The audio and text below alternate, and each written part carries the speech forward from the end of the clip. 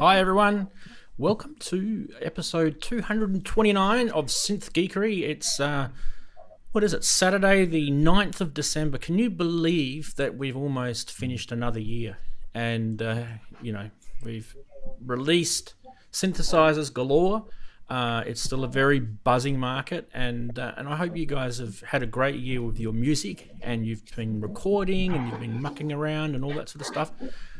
If you're wondering what this show is about, I always say this, but this is for people who join me for the first time. Big hello to you. This is about synthesizers. It's about sequencers, drum machines. There's lots of noise in the background. I'll have to work out who's making all that noise. It's about sequencers, modular synthesis, drum machines. I think I said it before.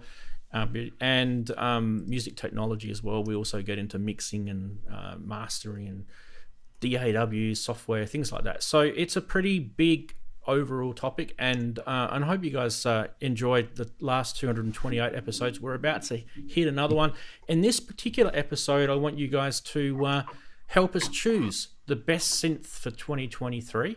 We're going to have two different categories. We're going to have a modular synth and we're going to have a normal hardware synth. Now that hardware synth can't be modular, but it can be a desktop. And that desktop module can be put into a Eurorack if you want to, but generally speaking, it would be a desktop module. So they're your two categories. In the chat, make sure you highlight my name by going @Ranzee if you have a suggestion for those, and you can just have a think and pop them in any time during the show. We'll get to that after we have our regular segments and we've said hello to all the guests that are here. There's quite a few. And don't forget, there is a StreamYard running, so you can join the show, have a discussion about what your favorite synth is that came out this year. Make sure it did come out this year, by the way. It can't have come out in the previous year. It has to have been released this year. I think there might be some grey areas of technicality. We're not going to worry about that sort of stuff. So if you think it's come out this year and you're adamant, then nominate it and chuck it in. Let's hit this button and look at all the people here. It's amazing. It's so nice to see everyone. Everyone looks kind of tiny except me. There's a big buffoon. I'm probably going to have to work out how I'm going to fix that. But just to lay of the land, we've got StreamYard below. We've got the regular callers on vMix call here. And then down there, wow, the hand signals are 100% this week, is the chatties. So if you're not in any of that, get on to chat at least and say hello. Tell us where you're from. We will actually go through all the chatties and say good day to them in a minute. If you haven't worked it out, I am from Australia and I'm streaming from a city called Perth, which is one of the most remote cities in the entire world. And you'd think we don't even have internet, we'd just have a couple of tin cans and a bit of string. That's how this show works. Let's go and say good day to the illustrious leader, Mr. Performing Live, with his head down. Is he ready? Is he unmuted? Here he goes. Here he goes. He's been on this show for longer than anyone. Here we go. Darren. Oh, he's just hit the button. No, he's muted himself. He's muted himself. I know I was fooling you. I haven't muted myself. You got me. You've killed me now. Oh, nice I've fallen one. off my chair. Good day. Good day. Good morning. Good evening. Wherever you are in the world. How's things going, Rance? Going great, mate. Going great. I thought I'd ask you because you say no one ever asks you, so I thought I'd ask you. How's things going, Rance? That was lovely. Yeah. Very nice of you, mate. Going good. You're stumped. Yeah, I am stumped. Yeah, please continue and tell us about your week. My week's been, I don't know if it's been busy or not. It just seems to have passed that quick. I don't know what I've done, to be honest. I've done stuff, but I don't know what I've done. Parcel arrived there, but I'm not going to open that I won't open it on the show because it's something for the live rig, so I'll have to just check it all out first. So I'll just give you a quick look, you see. That you won't know it until it's on the live rig, but that appeared just a few minutes before we came on air, actually.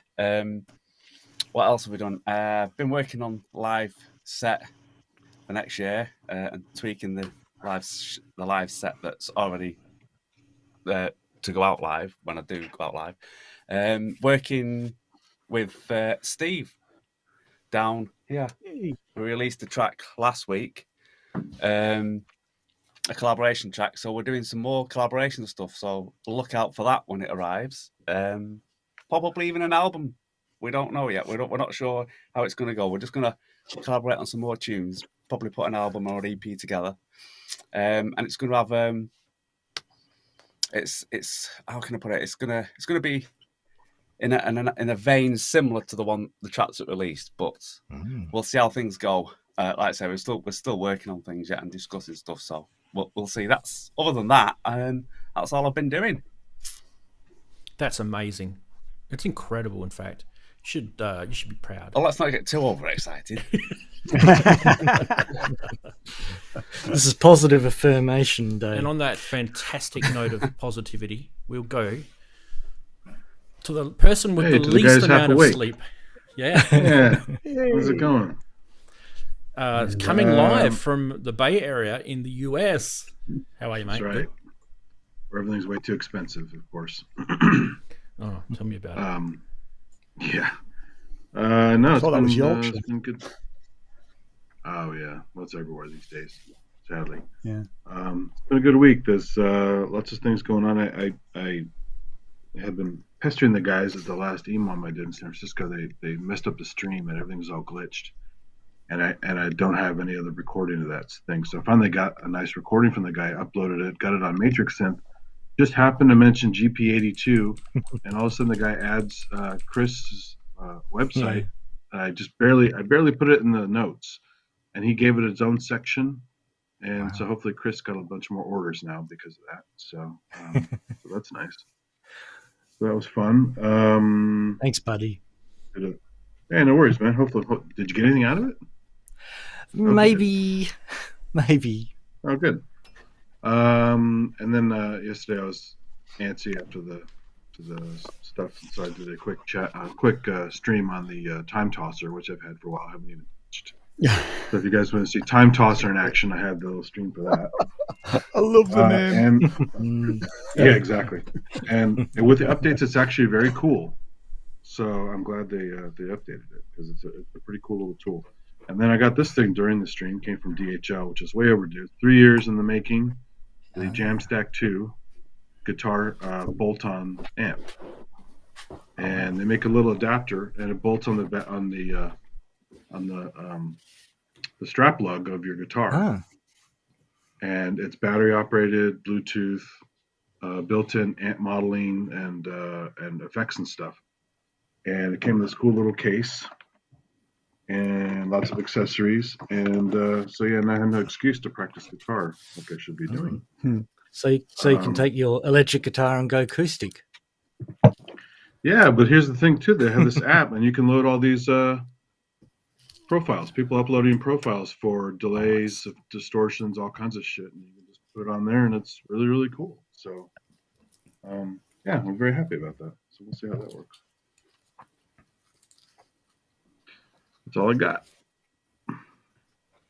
Awesome. All right, we'll pop over to the next person, which is Ian. Hey. Good morning, good evening, good day, good afternoon, good night. What's my week been like? Well, I ordered a TE KO2 and then cancelled it.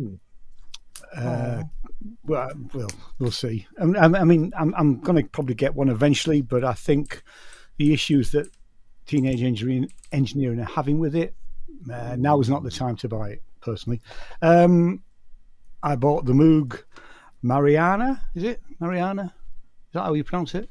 Yeah, Mariana. For the iPad. Mariana, It's cheap. I also bought this, which is the Pigtronic Cosmosis, which all I've done so far is plug it into my guitar. It's amazing. It's absolutely wonderful. I mean, I'm a massive fan of any reverb pedal, but I've got loads of reverb pedals, but that's not like anything I've already got. So what else have I been doing? I've been clearing out our office because we've handed our notice in, giving that up at the end of the year, putting stuff into storage, taking a new office in Frome from the 1st of February, but it looks like we might not be moving that quickly. That's it, really. It's a bit of a weird week, you know. Awesome. That was a good week. Good luck with the rest of the It was a good week, actually, yeah. Yeah. It's just, this stuff gets in the way with moving, you know. I've got to do a building regs thing on this place because we didn't have building regs when we converted it. I mean, it's only a stewarding wall and a bit of electrics, but hey ho, so that's going to slow things down a bit and cost money. But hey, All right. I never thought we'd be moving again. Again and again. Yeah. All right, on to Chris. Hey, g'day everyone. I hope everyone's safe and well. I survived my first week in the shop. So, so I've been posting a few modules to people this week, which is better than selling none. It's, there's still 3 modules left if anyone's interested at my Etsy page. So the GP82 is available now at my Etsy page, which I'm sure Ranzee will post the link at some stage. I've sent a couple of modules to the UK and one to Germany, I think, and it's good fun in a way. I'm glad it's not all happening at once, so I'm not gonna complain too much about a slow uptake in sales, because there's sometimes these things need a bit of time to. Yeah, it's the time of year as well. Maybe or maybe not. I would have hoped people would be wanting to buy themselves Christmas presents, but you never know.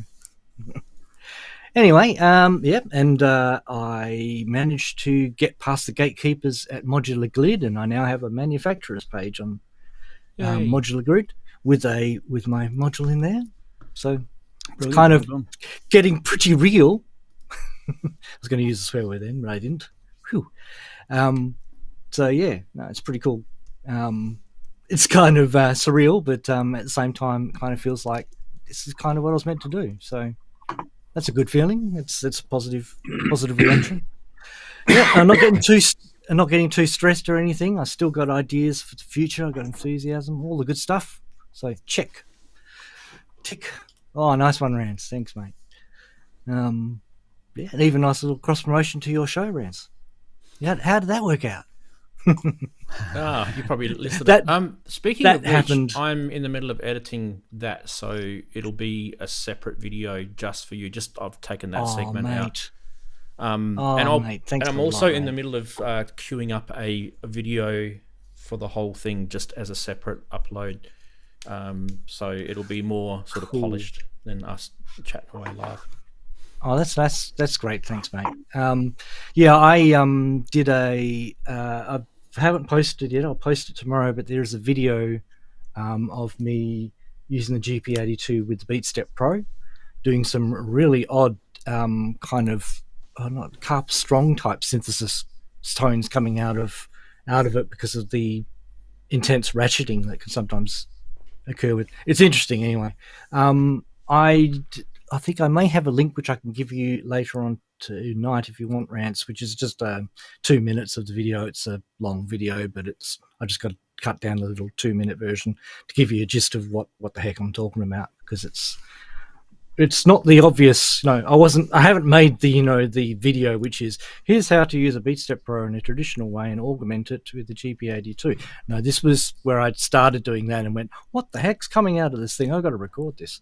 So that's the kind of video it is. Which I kind of feel like they're better anyway. Like it was like the one I did with the 960. It was just kind of me fiddling around with it.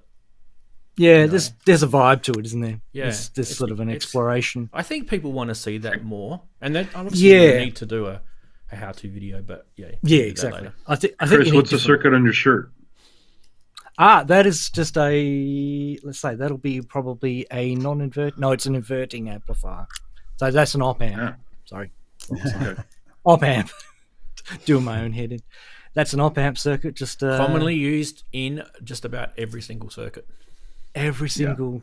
So pretty much building blocks of electronics, or building blocks of scissors. I know it by name, not by appearance. So I'm the same, Andy. I don't see wire diagrams that well. I mean, I can read them. I did when I used to tinker with that crap, but I dropped it years ago. Yeah, we're just rusty. That's it, mate. I didn't put the formula on it. The formula you need to use with all the. Even I'm not that geeky to know that. I would wear a caffeine molecule shirt. That'd be more my speed. So I have a magic device which I use for formulas. It's called a phone. Or Google, and that remembers all of my tables stuff. That's good. So I've put a link in the chat for the Makeshift Modular Etsy page, and it's Modular Grid. You can just search for him on there, and that will also take you to the Etsy page anyway. So maybe Modular Grid's a good sort of central place. Right, next, Chris, if you start, sorry, Yeah. Yeah. Go ahead. yeah, just if you start selling on other platforms like Reverb and stuff like that. Let's have a conversation, because we don't sell on Etsy, but we sell on everywhere else. So we do eBay, Amazon, and right. Reverb. But we should have a conversation because Okay. if That's just to that's help a good you idea. deal with, because sending stuff into Europe, you need RORI numbers and stuff like that. But so if you ever All right, start you better to do ramp that, up production now. That's it. Yeah. No, we'll talk later. We'll get some details exchanged and we'll have a chat about that. Cheers, mate. cool, mate. right, and over on StreamYard on his own, but he's having fun. Here's Teds. How are you, mate? You good? Yeah, I'm doing all right. How are you? Yeah, we're going good. How's your week been, bud? Oh, well, I've been getting over a bit of jet lag from a trip to Colombia. I took delivery of my Mac Mini, so I've been building that. Hey, well done. I've been building that. So I had a bit of an issue last night when I was talking to Darren on the phone with the sampling frequency not locking into 48 kilohertz, but I've ironed that out now, so that's all right. And I just plugged the webcam in a microphone into it this morning to come on the stream, and it just works. It's brilliant. M1 technology. M. Was it wasn't M2? M2 Pro. M2 Pro. Nice stuff. Yeah. So it's great. And Robbie sent me some information as well. So thanks to him for that. Sort of reaffirming, because I was sort of on the fence about waiting for the M3, but it turns out that it's not worth the wait. So I got this one. I haven't really researched it myself. Why is it not worth the wait? Just share it with us. With the production cores and the sort of efficiency cores are cut down. So this one still seems to be faster. From what little I know, I don't know much about Mac. Well, I know nothing about Macintoshes really. I'm more of a PC. Of a PC man, but Me too, mate. yeah. So I'll do what some you're going complete to do learning. anyway, Pro. Yeah. Well, I've seen lots of videos, and there's people been sort of trying to max them out using the DAWs and stuff with like excess of 350 tracks with VSTs and effects and everything. It just takes it in its stride, so it's brilliant. Brilliant. Perfect. We need to chuff along. Good to have you, Steve, and I'll keep an eye on StreamYard. I don't know if I heard the beep sound just before, but I'll cross over to the chatties anyway, and we'll say good day to those. And while I'm at it, I can have a quick look. No one's popped in yet. Okay. So Steve's still on his own. Anyway, Kent, one of our illustrious channel members, and you guys should know him. He's going to wear the yellow Guernsey as he was first again. Ooh. Nice, early bird catches the worm. Bert's there. Big hello to you, mate. Steve Ward, another channel member, and he's an awesome fella too. Big hello to you. Thanks. I think you were third, so doing well. Where are we?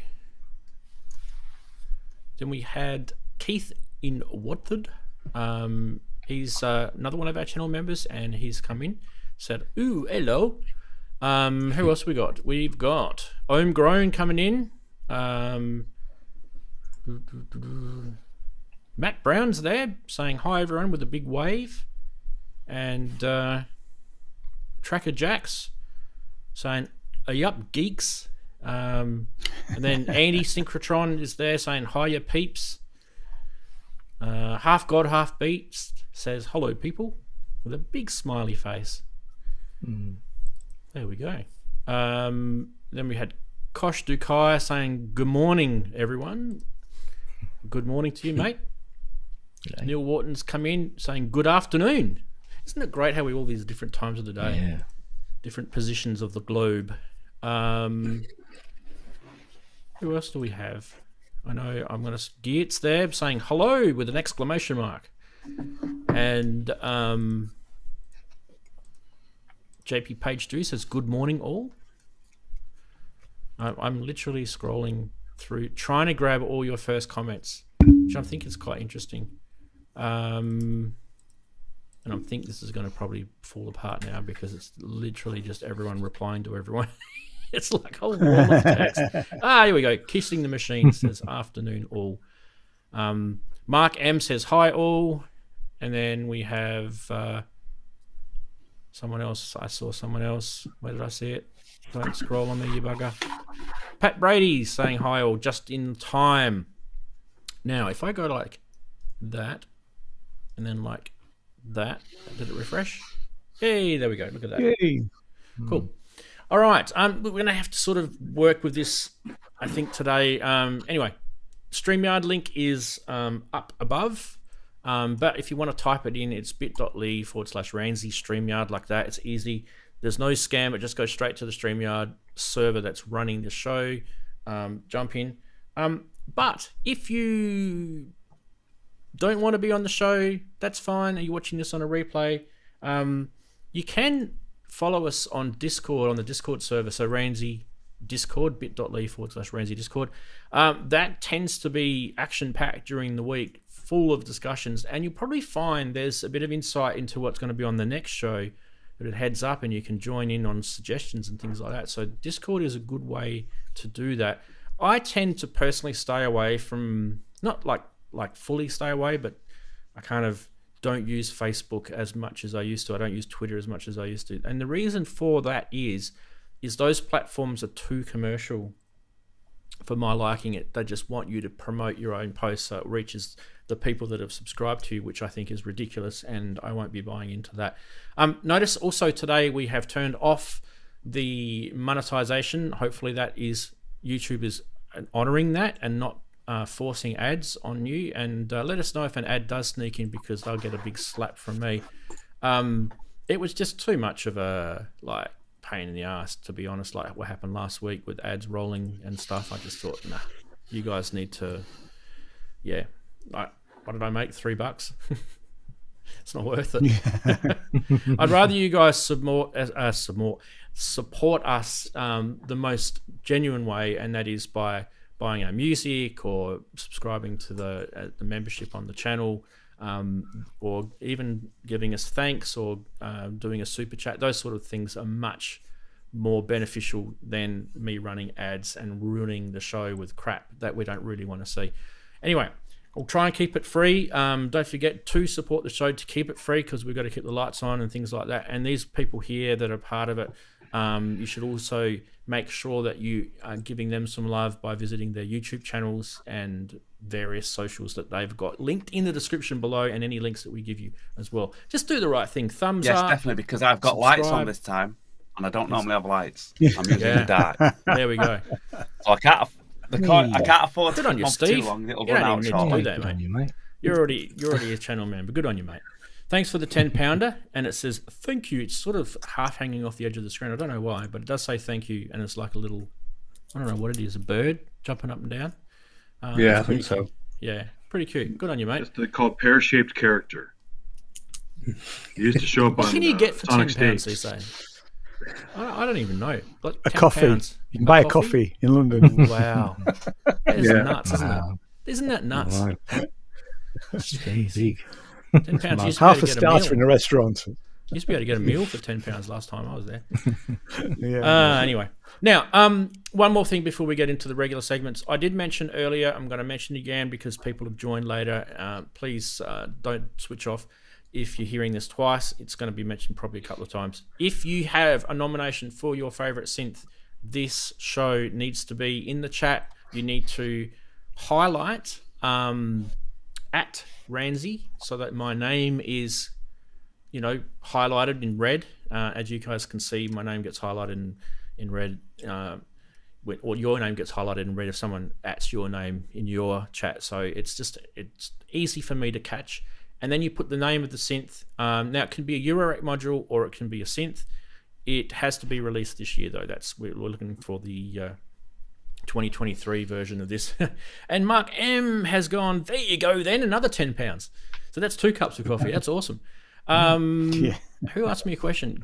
Geertz asked, channel member or Patreon, what's your preference? I don't mind either. I'm pretty quiet over in Patreon because most of the stuff happens here. So I guess you're probably not going to be expecting much here. I do put up the odd channel member video though. So maybe channel member. Yeah, that might be easier for you because that way you can see yourself and all the little fancy things that you get as part of a channel member.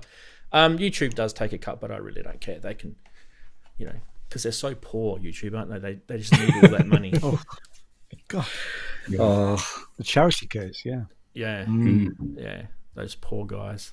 You should see their buildings. They have lots of money. Oh, yeah. Google this. Yes. We should. Okay, so we've had a few nominations for the Osmos.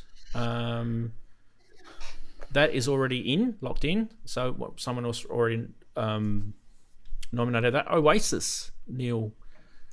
What's the Oasis? No, that's for this year. He just like bought 10 that. years ago. He just bought it off Kent. So it's new to me. It's like a really old synth, right? Yeah. Okay. Yeah. Anyway, we should get on to the rest of the show. Keep coming in. I'll keep an eye on the chat. I'll try my best. Starting with first segment. Let's go. Sorry, Steve, you can't hear that. It's all right. You know what it sounds like anyway. It's just dodgy stuff. Right, memes. Okay, so read that one and have a giggle. But I just want to mention while we're at it with memes, we are going to be doing next week.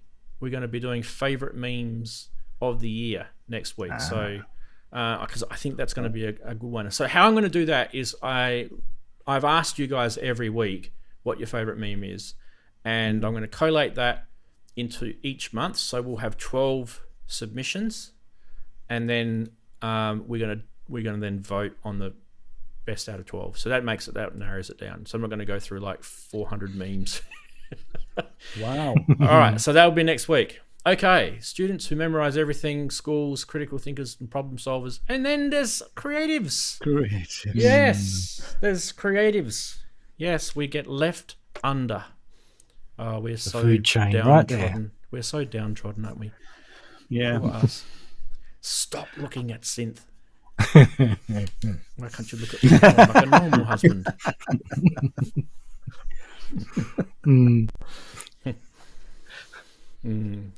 Be careful what you wish for.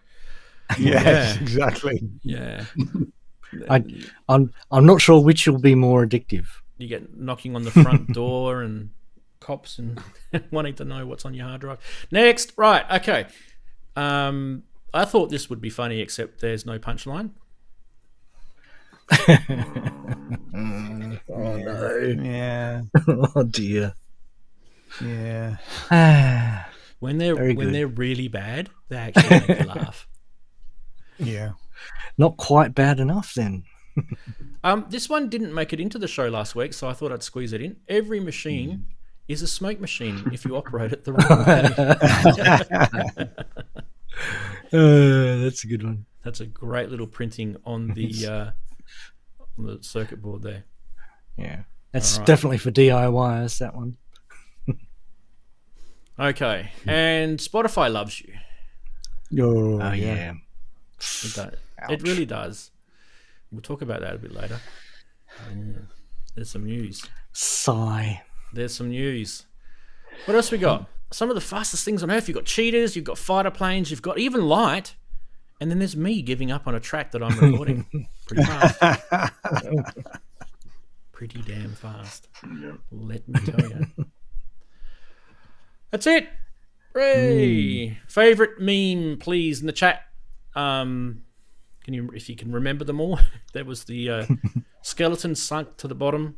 Yeah, I think There the was the creative smoke skeleton machines. for me. There was the Spotify loves you. There was the fastest I like thing the smoke machine. in the world. That's a good one. There was your wife telling you to watch porn instead of playing with your synth. And there's the best one ever with no punchline. It wasn't mine, by the way. It just deserves to go in there because it's like a dad's joke, you know. Okay, what are we saying? I'm going with the creatives. Smoke machine. I think the depth for your rack module should have every machine can be a smoke machine printed on them with that stupid non unshrouded headers. Ooh. So I think smoke They're not the machine's only one getting it. guilty. Guys, I think They're smoke not the only machine's ones. getting it.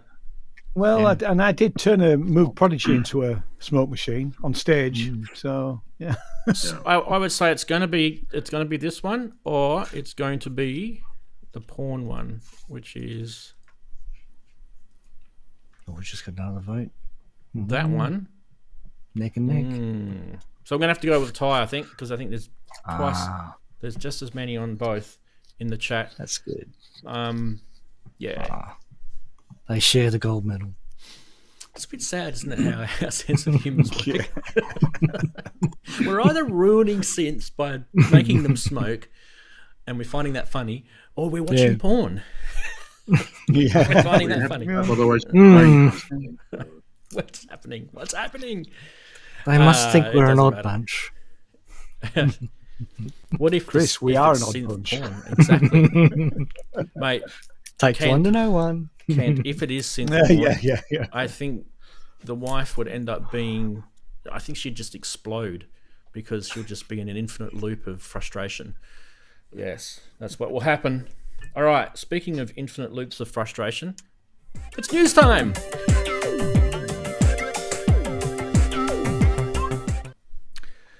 Yes. Someone asked me the other day, what is that track that is on the news stinger? It's called A Tuesday. It's on my first album. Yeah, go check it out.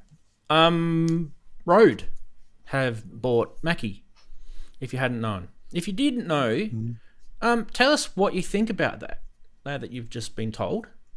Rode's an Australian company. They make microphones and things. I've got a Rode right in front of me.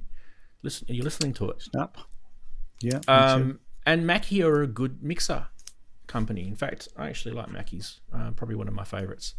I think I have a Mackie just here. I think it's a good. Whoops. I think it's a good idea. There's Mackie like there. the old Mackie the best. Yeah, I know there was a bit of a change to Mackie's world, right? But I do like Mackie. Mackie's good. I don't know why that's not. That seems to be really slow. I don't know why that is not scrolling. I'm literally scrolling up and down, and it's not. Yeah, I'm gonna have to change that. Ka-chunk. Anyway, yeah, it means that we can't play videos. That's what it means. But what do you guys think of this acquisition? I think Mackie obviously were looking for a buyer. They're in good hands, I guess, aren't they? So It sort of fits, you know. I think it's quite a good fit, really. If I'm honest, I don't have an issue. I mean, I've always been a fan of Rode mics. I've got several. Not only the NT2, which is this one. I've got a pair of them. I've also got the video mics as well. I use on cameras. So for me, they've always been a good company. You know, I've never owned a Mackie mixer, but their protocol on Windows, remember it being the right thing to use, wasn't it? The human interface Yeah. protocol or whatever it was called. Yeah. HLS But or something. I mean, I've not heard of them for quite a while. No. You know, but there again, I haven't been looking, so you know, I suspect they've just been doing their own thing. But if they were looking for a buyer, you know, were they in trouble? We don't know. I don't know if they were in trouble, but I think they were looking at moving some people, you know, on. There is a photo. Right. Where is it? It's this one here. They seem to be quite happy about it. Yeah, but hey, I See, forget that guy's name. They're paid to look that happy. I forget that guy's name. Yeah. And I don't mean to be rude if I forget his name. I think I've got it somewhere written here. Danny Olesh. He is.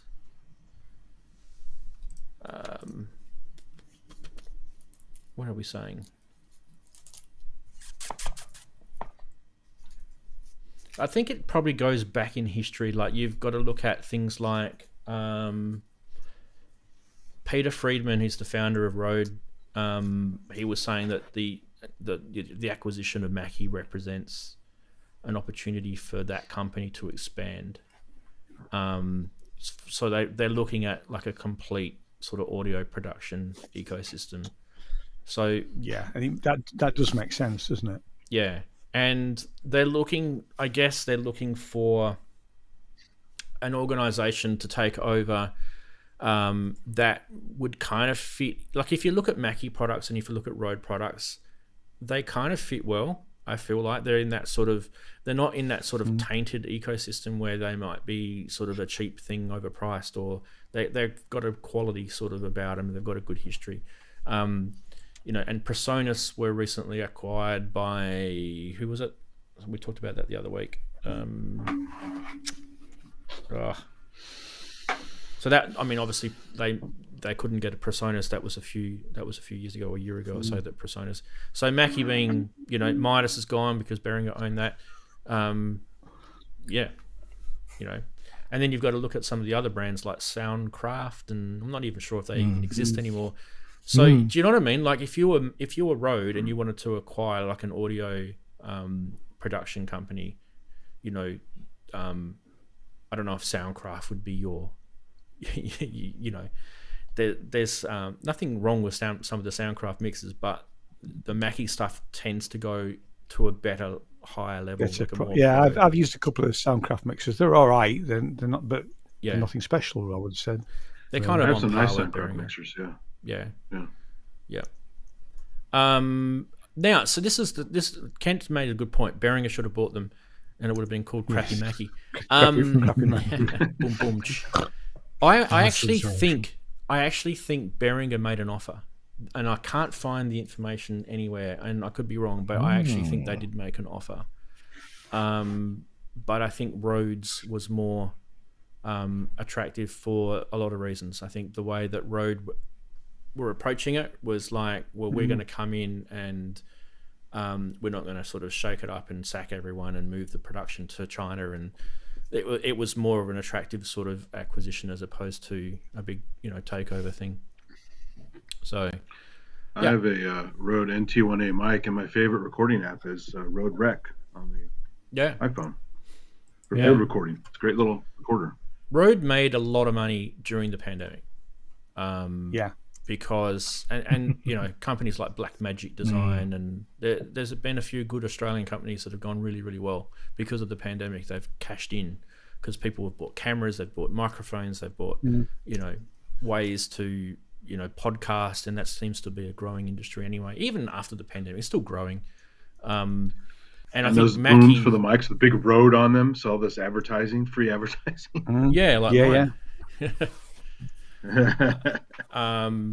So you know, it was probably a no-brainer anyway. And it feels like two pro manufacturers getting together rather than a budget high-end retailer buying out you know, an exclusive pro one. So it's sort of, like you say, it sounds better.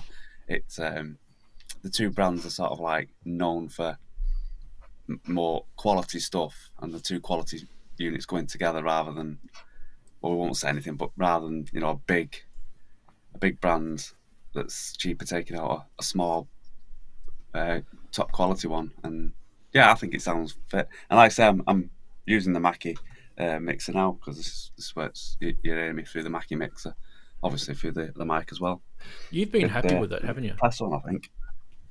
Yeah, I've had no problems with it. It's the Pro FX V3 30-channel mixer. It seems I've not had any issues with it. I like it. It's okay. It's taken up a nice bit of space, but I do like having the mixer rather than. Is it just a mixer, or have you got a recorder built in? No, it's just a mixer. I mean, it's got USB, but it's just a mixer. Is yours a 30-channel or inserts?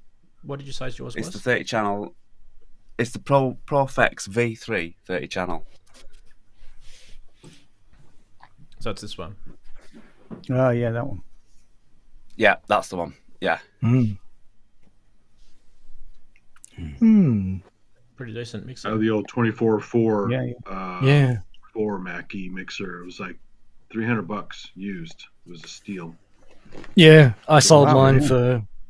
I had the SR244 Mackie disc for quite some years. I They've was got very a good happy price, with it. actually, since I got mine. It does everything except like doesn't have dollars. USB on it. Yeah. So Yeah. Anyway, give Mackie some love. Give Rode some love. They probably want your money. Some of these things. I'm gonna reset this screen capture thing. It's crapping out on me. Right. Next is Teenage Engineering have another product that's come out. This one is not so synthesizer related. This one's more recording related. But it's the TP7. It's quite a pricey thing. This is a field recorder. I think it's like Well, that's about. been up for a I while. thought it'd be too good to be true to make two cheap things. I think it's $1,299 or something like that. It's Wait, interesting. that was announced a while ago. Did it just come out? Because it was announced like months and months and months ago. Yeah, it's just come out. It's just available. Yeah. Yeah, Yeah, okay. which I think it's important to show these things. But right, it is an Clever. interesting product. One of the things that's interesting about it is this disc thing does stuff. You'll see it in a sec when I scroll down. Yeah, look at that lag. That is laggy. What is going on? Now I did write some stuff about this. Where did I write it? Let me just go into here. Or did I not write about it? It's really small, isn't it? Oh, go away, you computer. Where are we? 6 ins, 2 outs, built-in mic, USB-C, 3 TRS analog inputs, and you can add remember that TX6? I'll show you in a sec. Actually, it's on here. Where is it? TX6. They had that TX6 thing. Where is it? There, that little thing. If you add that, Yeah. it increases the number you're of bankrupt. inputs to 12. And it does 96K at 48-bit. Like it's not very. Yeah, it's tiny though, right? My hands are too big for that mixer. I've played with that mixer, and my hands are too big. It's really well built though. It's Yeah. very high quality Unlike sliders on there. the KO2. Yeah. So this is that. Well, tape. the price point, right? So Do you see the, Yeah, did you see yeah, the right, animation, yeah. guys, with the tape reel? So Teenage Engineering Extra really tunes. do have an affinity with the whole tape. By the way, that video is really jerky. It's not. It's just, I don't know why. I'm having Mac M1 issues with an Intel-based plugin. But that whole, affinity with the tape, the OP1 was the first thing to have Yeah, that, wasn't they've it? always had that. Yeah. Yeah. There's a real affinity with tapes, and I don't know what it is, but people like it. So that thing is quite small. That is quite a small product. Yeah. And I reckon, I don't know. I reckon there'll be some people that Well, they're will. also artists and you know- industrial designers. They're into like interesting things in general. Look at their speaker and their light. let's face it. Stuff that they make. It's like a Tape Walkman. is cool. Tape is cool. There you go. There's a size comparison. So there's I don't know if it's an iPhone or a phone, but you can see it's pretty small. That's got to turn up in a film someday. Oh, definitely a sci-fi type film. Definitely. Oh yeah. There you go. Gives you an idea. So Oh, he's doing scratching. yeah, wow.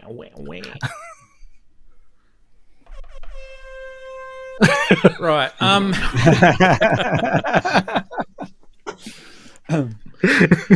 Who wants to buy the? My friend showed me his DJ console. That's one of the main sound effects on it. Like you got to be kidding me. Spent a lot of money on that thing. Yeah. Who wants to buy the TP7? Sorry, TP7. Did I say TPZ? I said TP7. I meant to say. It's cool, but I use it for other recorders already, so Yeah. don't need it. It's kind of I I don't know. It's kind of Apple-y now, this teenage engineering stuff. Oh, It's kind of very. heading It down. always has been. OP1 is built like Apple with aircraft Yeah. aluminum. It's Oh, very it's good it's- stuff. I It's mean, got a bit of a Steve Jobs feel about their products. Out of a solid billet. I love my OP1 I absolutely love it. I miss mine. Don't play it all the time, but I absolutely. It's actually sat in the dining room as a piece of art when I'm not using it. It is that cool. Oh, I check out wouldn't this necessarily comment. buy It's a great machine. Check out this Yeah. comment. I I didn't mean- even know this was a thing. You ready? If it died, I probably would end up buying a field. When is the unbendable OPZ field coming? Unbendable. Alexandros, I've never been tell to us OPZ. what happened to your OPZ. Oh Tell us what dear. happened, mate. You've Did got you one leave it in your of back these, Ben? pocket? I bet you he left it in his back pocket when he sat on it. Yeah, they're not Oh, that no. strong. They're plastic. They're plastic. No. Yeah. Yeah. You've got one, haven't Ouch. you, Andy? I have two of them. Yeah. I have them synced together. I edited the JSON file, and with the USB-C, you can make them chat to each other. And it's a whole system. Should I buy one, Andy? If I had the money, should I buy one? We can do a chat session online sometime if you want to see some demos, because it's. I think Yeah, you'll love yeah, it. let's- Once you see If what you've got an they can do, OP1, it's I would unbeatable. Mhm. I would recommend you get one.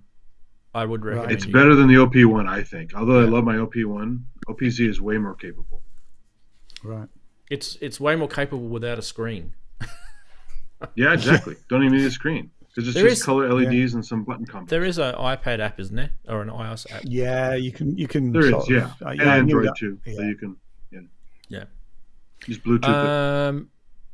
And he's just laughing, so he hasn't actually told us what happened.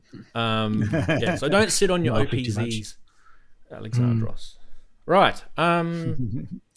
Okay, so teenage engineering after some money to pay the rent with the TP7. Now, this is great news. The Synthstrom, which is a good company from New Zealand, actually. The Deluge is a it's kind of like a groove box, right? A sampler, sequencer, all in one. It does is- synthesis too. it is amazing, this product, actually. It's very, very featured, which really surprised me when they announced a couple of days ago that they've open sourced their entire software for the Deluge. And codename Amadeus, you can now go to GitHub, which is where we are right now, and you can download it and have a look at all the source code if you know how to read C++. I think you'll be fine. I've already had a bit of a look at some of the algorithms in there. It's quite interesting. A couple of methods. Had a look at the arpeggiator method. That was interesting. Well, Hey, if real I do quick it that before I way- forget, this is why my OPZ isn't bent. I always keep it in the case when it's traveling. It won't go in your mind. So Fair enough. Why have they released it to open source? Because they're inviting the world to help develop this firmware further. So this whole notion of open source software development has been around since, I don't know, the late 80s. It's been around for a long time. I mean, obviously Linux, or Linux, how you want to say it, has been one of the biggest sort of examples of open source development. Yeah, so, you know, look at Minidex. We looked at Minidex a couple of weeks ago. That's an open source GitHub project, and that's going gangbusters. Now Deluge will be going gangbusters, I reckon. Anyone who owns a Deluge, most of us people that have got synths, we have a little dabble, don't we, with software? We do. Some of us dabble more than others, but we can dabble a little bit with software. Some of us have played with things like Arduinos and Raspberry Pis and stuff like that. So this sort of stuff is probably not going to be that foreign to you. But some other people will be like, no, wait, I'm just a musician and I just want to learn how to use it, and that's enough. That's cool. So, but just know in the background now, if you're a Deluge owner, that there might be some future firmware updates for this thing that have been contributed by, who knows, someone brilliant maybe. I mean that sort of idea, because the organelle community do lots. There's guys out there doing absolutely lots and lots of sort of synths and little, all sorts of little things that you can just literally download and install into your organelle. So this is exactly what will happen with the Deluge, that the community will grow and people will actually be, doing all this stuff for free, which is lovely, and that's where we should be going. Other companies need to do this sort of thing, and just make these sort of things grow. It's not a cheap product, the Deluge, is it? Because it's what, 1,200 quid, something like that. It's and I've seen people at EMOMs just price. using that. It's a pretty I mean, decent price, for what you get, Yeah. it's great. But then to make it open source, I think that's really, really cool. It's just brilliant. Good on them. Another thing to remember too is that there are going to be two firmwares. There's going to be the official firmware, Community firmware and versus there'll be a community. manufacturer firmware. Yeah.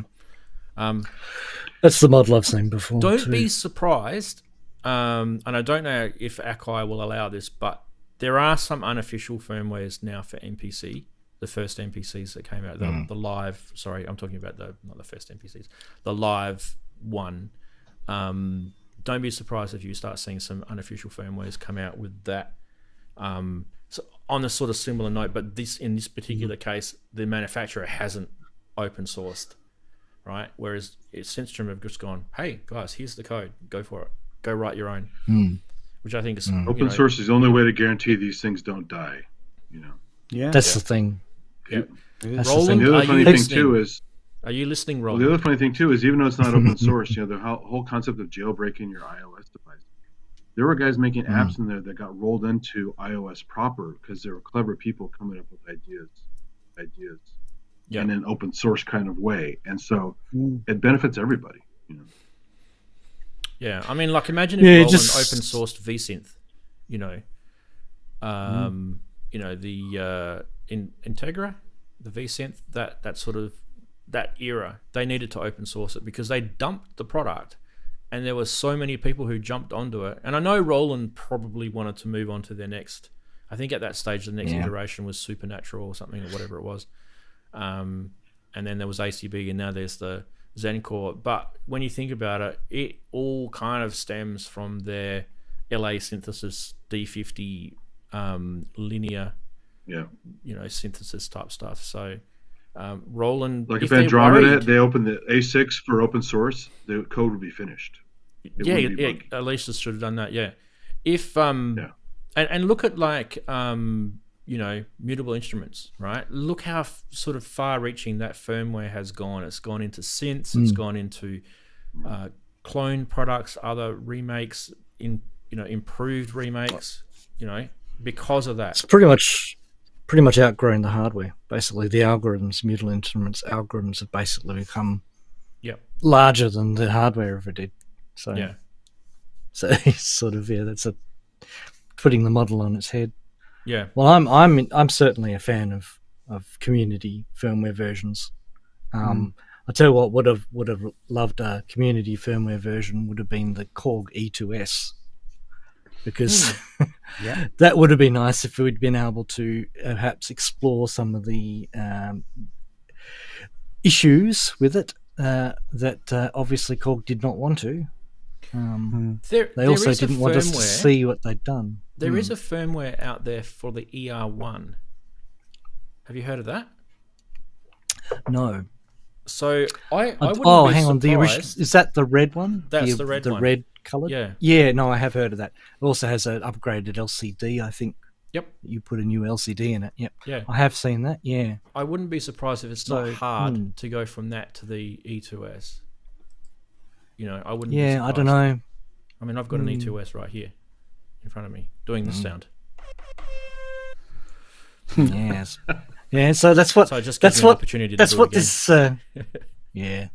So that's what this little piece of news sort of reminded me. It's like, oh, that's funny. I was thinking, what do I have here that I might like community firmware for? That's pretty much the main one, I think. Yeah. I I mean, even a million things I would like. Get a community few firmware more. for. Yeah. Ooh. Yeah. I've only had one. I think I bought one handheld oscilloscope that I immediately got the community firmware on it because it was developed as opposed to the manufacturer's firmware, which was clearly abandoned. That's an extreme case where you had to get the community one was the only option, really. I mean, how hard would it be, Chris? How hard would it be if they, like say you're Roland and you're like, no, we're not going to open source it because we don't want people stealing our code. How hard would it be to just leave some binary? Reverse engineering? Oh. No, just leave some binary in there that people can't. They can reverse engineer it through opening the device and looking at it anyway. So if you just open source some code, and then the stuff that they don't want people to know about, they could just make that as a binary block of code. Yeah, I can hear the bean counters saying that would cost money. Oh, of course. To redacting to make it suitable, to protect your IP you want to protect. So you need to kind of fence off the IP you want to protect and open up that. And there would have been people in the room shaking their heads, going, "We're not paying for that. That's too expensive." Yeah. So that kind of model doesn't really work with open source, I don't think. Take away all the incriminating notes in the codes, right? yeah. Just I've seen some pretty wild stuff put in code notes. So in the comments and code, yeah, absolutely. Yeah. Over the years, the closest jokes and all kinds of stuff. Yeah, swear words. The closest thing to the model you're talking about is where you kind of provide a manufacturer's kernel, and the kernel has the sort of the basic low level operations, and you keep them behind a wall, but then you just let everyone call that kernel however they want to build like a front end or a middleware that they want them to use. That's the other model, but that means you have to develop it that way in the first place. I know you and I in software development, and the other guys here as well, know that model is quite a common model for us to always have, a kernel layer and this layer and that layer. But I'm not sure how much of the Rolands and the Korgs use that model, because they come from a much older sort of place and they've always been very closed about their software development. I mean, when have you ever heard anyone talk about reveal any kind of history or sense of anything about their stuff? That sort of stuff, I know what you're saying, but I feel like manufacturers of hardware gear will kind of run with a group of a platform. Like if you looked at your S1, right? That's a little group of platforms. There's the boutiques, that's a group of platforms. There's the IRS stuff, that was a group of platforms. So that in a way would be your kernel, right? But then, like one of the mentions in the chat just said, then have it like an API that you can, you can manipulate part of it, open source part of it, so that they can get in there. Yeah, that's the model that would work, I reckon. Yeah, I'd like to see. Ranzee, do you know on the TX16W Yamaha, was that released code to make Typhoon, or did they hack that? I think they reverse engineered it. Andy. I did own that. I do own that. They made it easy to do that, apparently, right? It wasn't locked down. I think no, and I think a lot of people reverse engineered the hardware. No, I think the code was kind of easy to read at machine level, right? That's what I remember. Right. Yeah, that's another alternative. You have that kind of thing that if they don't lock it down so much, you can just do it. Because I mean, all you had to know is kind of like the building blocks, and if you could get if you just grab the binary parts of the building blocks and then work out how to hook them all together, you could still recreate it in a different way. So that's right. Yeah, it was all just memory mapped ports, memory mapped DACs, and memory mapped. Yep. And then the disk drive was memory mapped registers and classic sort of 12-bit. Oh, it would have been a pain in the ass to do. It would have taken. Oh yeah, a lot of respect for the guy who did that. Yeah, the Typhoon was way better. Anyway, hats off to Synthstrom for doing the Deluge, and good luck to the community. I hope you guys. I don't have a Deluge myself. I would love to have one. I think I've got enough samplers here, but I would love to have one anyway. You can never have enough samplers. I want to move on to the next. You never have enough samplers. That's true, Abby. I do want to move on to the next because I kind of want to play some notes. See if you guys can hear these.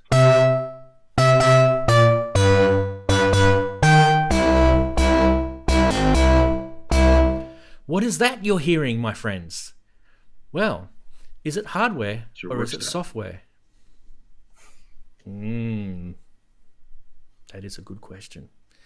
Let's move on to the next news item, and it is indeed software. Yay. It is from Moog. It's the new There you go. Mariana.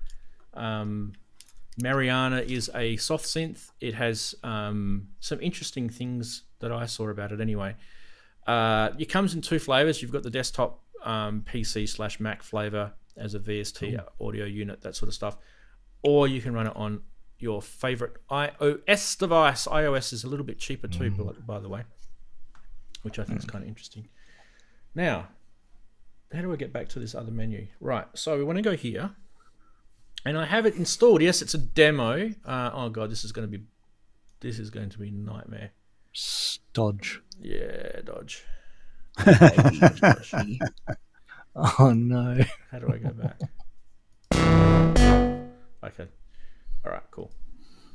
All right, so the synth itself, I find, is quite interesting. You've got 2 full synth engines here, right? Synth 1, and in fact, I'll zoom in. So we get almost full screen for you. Here we go. So synth 1 and synth 2, right? And then each synth has its own control section as well. How do I get rid of this advanced thing? Piss off, advanced. Go away. There we go. Right. So the cool thing about it is you can have this synth play paraphonic, or you can have this synth layered. And each synth is dual oscillator with a sub, and it's got your standard sort of Moog sort of style. You'll be familiar with that, right? It's kind of similar to a sub 37/sub fatty, that sort of style, because it's 2 oscillator. So And then- continuously variable wave shape? Yeah, and Or then switched? you've got a wave shaper here. You've got oscillator phasing. You've got a whole bunch of kind of bells and whistles in this that probably you haven't seen some of their stuff hardware wise, or some maybe you have in others.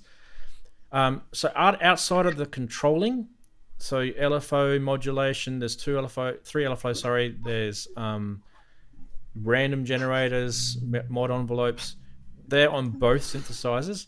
One of the things you can do is, like, say for example, I've set up a sound on here. You could go to the init patch on this, I guess. Can we find a nit? Yep, a nit patch. Where's a nit? There it is. Right, and then once you've got a nit patch, right, we can now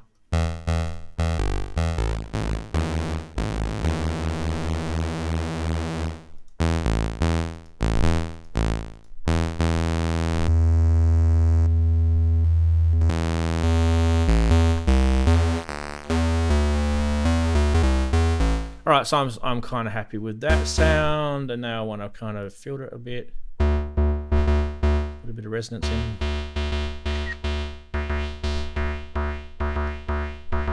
All right, cool. And now we want to control it a bit with an envelope, so we want to give it a bit more of a release.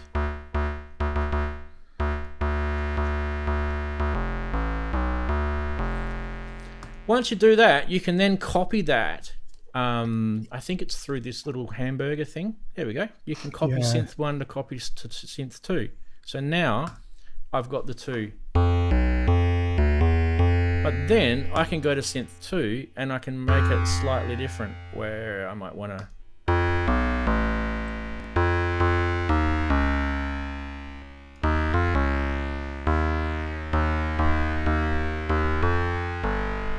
less resonance. And then you've got your output, and then you can you mix your 2 synths in here, right? So I might want to turn one down a little bit, turn one up a little bit. So you've got all these controls, so you can mute them and all that sort of stuff. Pan them.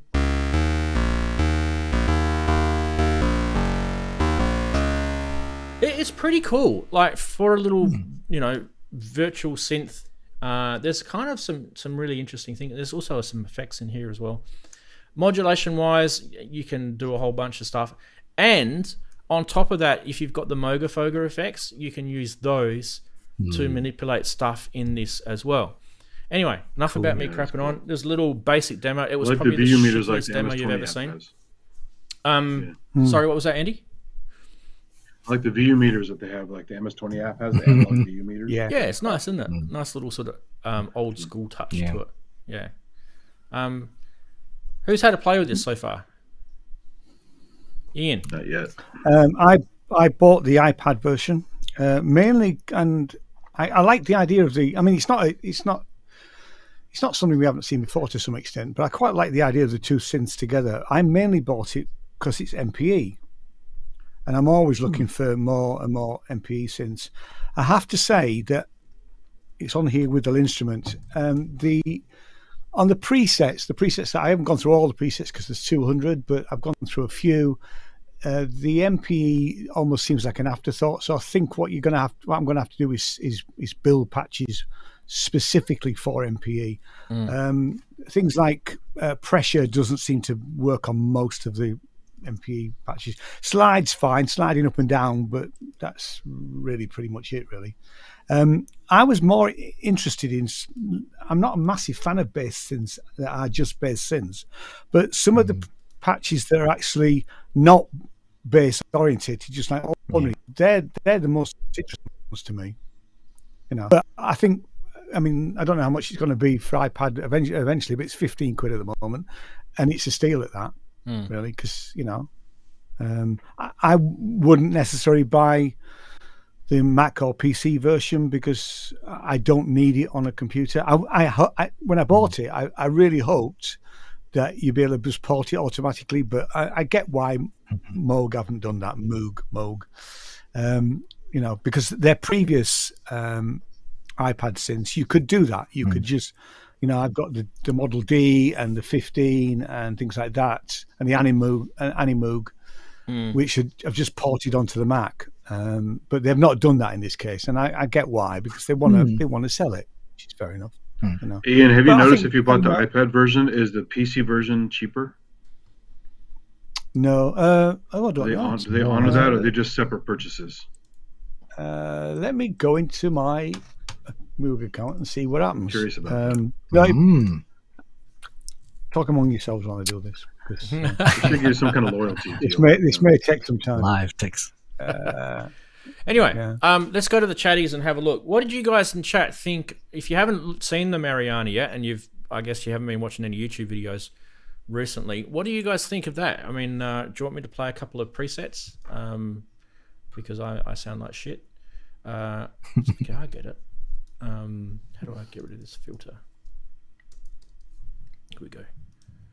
Let's do like a go away filter. Here we go. The answer, Andy, is no, because I do not have a Moog account because I bought it through the App Store. All right. Okay. That might help then if you do that. Yeah, it might do actually. Yeah, it should anyway. It should do.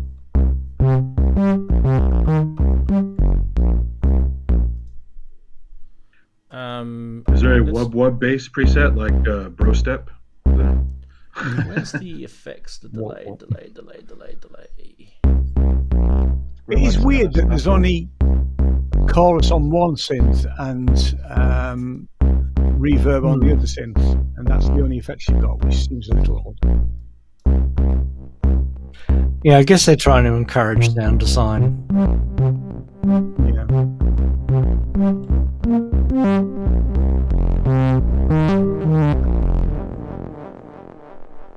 Hey, Ranzee, have you tried mixing the Fogers with it or not yet? There's this whole CV menu here, right? Which you can get the Fogers. Wait for it. There you go. I saw it. Did you see the M1? The M1 responds to the Intel command. Don't get me started on. Oops. Don't get me started on Apple making their software make your computer run slower because they want to upgrade. Don't get me started on that. Anyway, I kind of feel $49 for me is a little on the steep side for I mean, it seems to have quite a lot of depth to this synth, and I can have a lot of fun with it. I mean, I would prefer it to be in, you know, we're talking about $49 for software. I'd prefer it to be a hardware synth because that'd be cool. Where you've got two synths built into one in a way. I feel that'd be cool. Maybe they're testing it easier out. to do in software than hardware. Easier to do software, yeah. Oh, Does it sound analog? Who cares? Seriously, are we still stuck on that? Not really. I mean, Yeah. Who cares? Progressed, haven't we?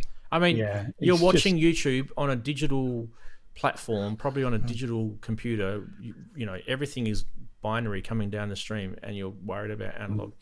I think. Plus, Kent will tell you up and down, no analogs sound the same anyway. Take 3 mini modes. they all sound exactly. different. Yeah. Yeah. I think what we're heading for here is I think like today with all the CPU, you know, processors and the ability to run things at such high frequencies, you know, like you know, the gigahertz range I'm talking about, not audio frequencies, the actual processing power. We aren't really noticing aliasing. We're not really noticing too much at, you know, crazy sort of intervals and stuff. So I kind of feel like you can definitely hear an analog vibe to this synth. I feel it does have that Moog vibe. So, you know, hey, at least you don't have to plug something in the wall. And the presets, the presets are really cool. A lot of the presets are. Presets are amazing. There are a couple of wonky ones in there. I thought, oh, that's horrible. But generally, I really liked. I mean, I just went through probably 30 of them. Say, I only got it yesterday morning. But I thought it sounded really, really good.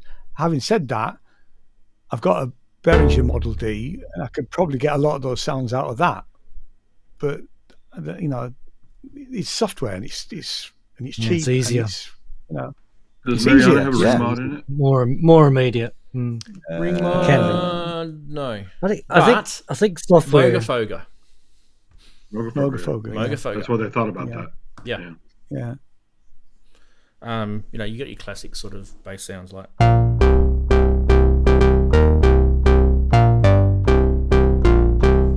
There's all your sort of classic bassy sounds in there, which is cool because I mean, you might be thinking, I need a bass sound on my track, and go through, just pop that in. By the way, it's chewing up a bit of juice on my. I don't know if you guys noticed it. It's chewing up about 30% CPU use on my M1. So, Is it? It's not Rosetta, right? Is it running native M1? That's a good question. It's a good question. I'll have to look at the activity monitor. Because if it's been on the shelf for a while, maybe it's not up to the latest code. I certainly think it's you know, it's they've not rushed it out. I think it's before the takeover. Mariana, or is it Moog? I can't find it. Is it under Moog? I can't see it running separately here. It might need to be. I might need to find out where it's running. Because you said it's slow. That would explain why it's slow, right? Why would it be slow otherwise?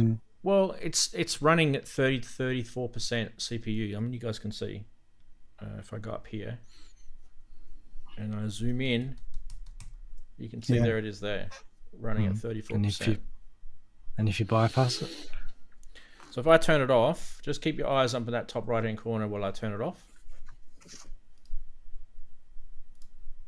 Boom. It goes down to about 3%.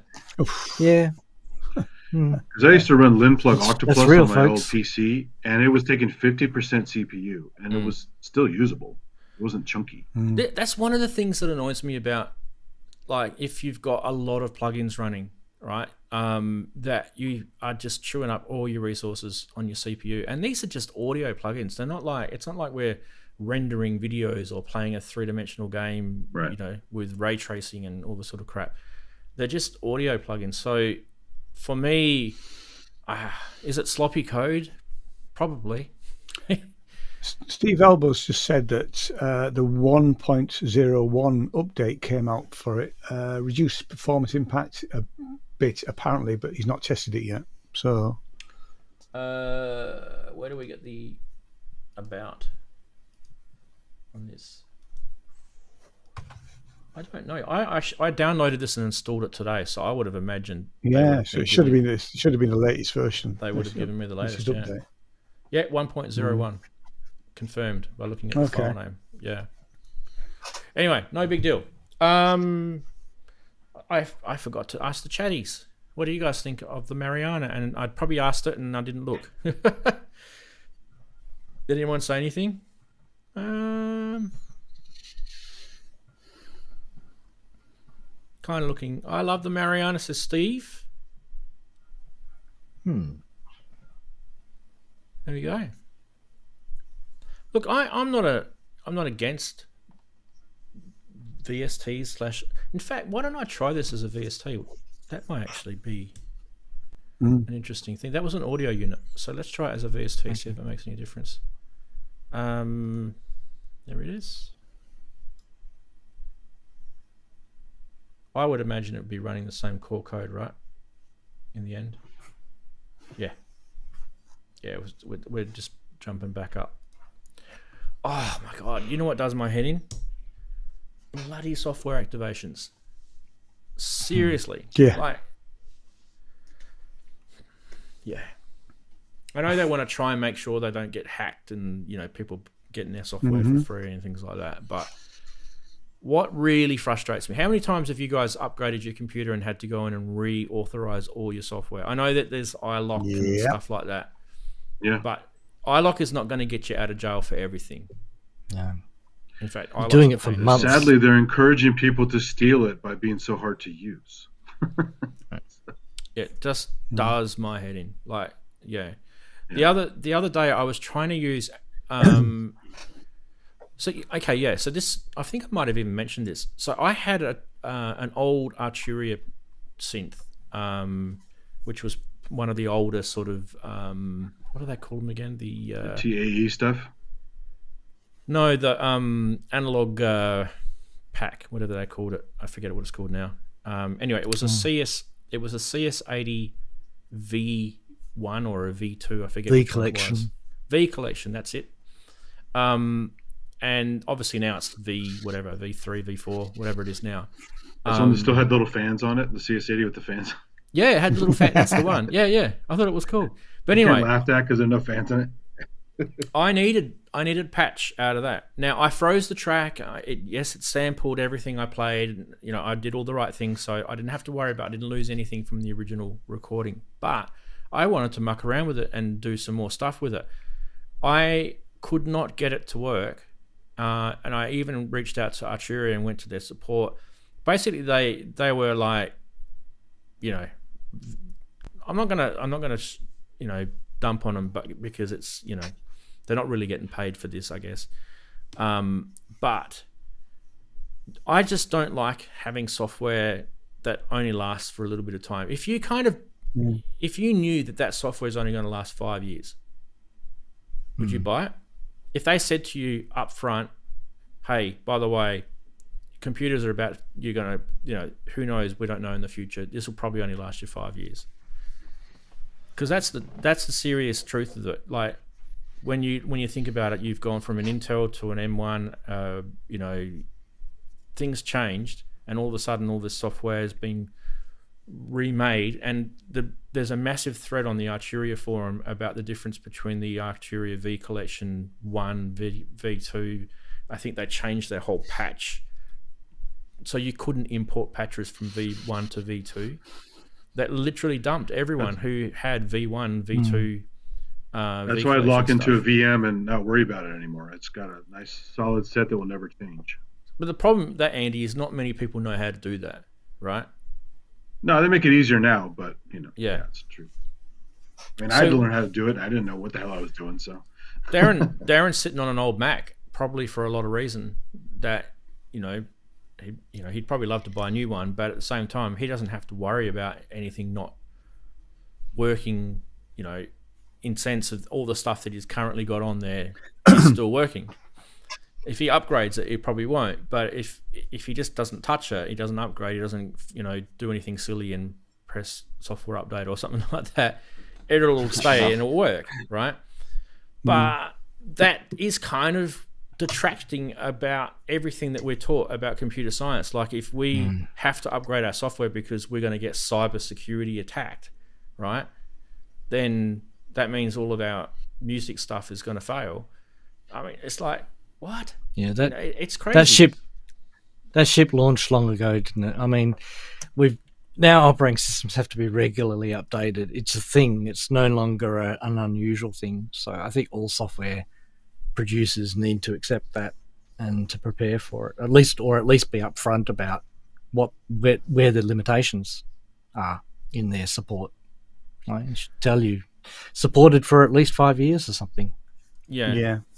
Look, I'm not meaning to dump on Arturia because I actually really, really like their VSTs.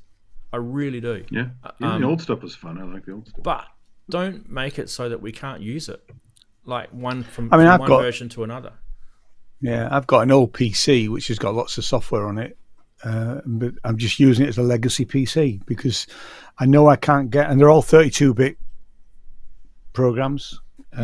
So unless that's the only option in some cases. It is I've got a couple of PCs because obviously it's before I changed over to Mac, and I will probably do the same again when I have to, finally retire this M1 Mac. I probably will keep it with the software on it and then do a fresh install of whatever. But yeah, I mean, and let's face it, a Mac will last 10 years, so it's not too much to ask that the software lasts close to that. I know it doesn't. I mean, Jane's iPad is 5 years old, I think 4 or 5 years old, and she's already at the point now where software on it, she can't do things because it's considered to be too old. Well, that's the thing about iOS. I lock down. I don't do the auto update. I turn that off on all my iOS apps because sometimes it auto updates and breaks it, and it never works again. And you can't download the latest one because they've moved on. So if you want to keep an eye, I know it's a pain to keep multiple iPads, but if you really want your stuff to work as long as the iPad works, turn off that auto update on your on your apps. She's at the point now. Like doing it. Do you think there's this phenomenon happening where software and gear is moving? It's like new stuff's coming out always like so quick. It's moving at a rate where we can't keep up. They want us to keep up because that means we're buying into their subscriber business model. And bug fixes too. They got to do. We don't ever become masters of anything if we just keep updating. New synth, new software. It literally becomes this kind of. It's difficult unless you're working in it full time. Most of us have other full-time jobs. We don't really have that much time to spend on stuff. I found that when I was looking at the Arturia stuff that I was talking about before, that I kind of still hadn't finished learning the version before. I've got this new version. I'm like, it's like the latest update on Logic. You had to have Ventura to actually to get those updates. Yeah. So then I did update to Ventura, whereas I was quite happy to stay on the previous version because I always stay at least one version behind. Maybe I'm getting old and crusty and slow. We're all getting old and crusty. Yeah, all right. That could be it. Yeah. I have to accept this that. is the argument. No, your head. I haven't in the box changed. software and synths. Get off my lawn. No. Yeah. Right, now that wasn't all for news. I think there was something else. There was a couple of Eurorack things because I didn't want to forget about our little baby boys in Eurorack land. First thing, I thought this was interesting. Yes, it's a very slender looking module, this one, but I thought it was cool. This is by what are they called? Der Man mit der Maschine. This is a TRS Split. Where's Andrew? We need him. Yeah. Der Man mit der Maschine. Anyway, this is a TRS Split. It's a CV audio signal distributor.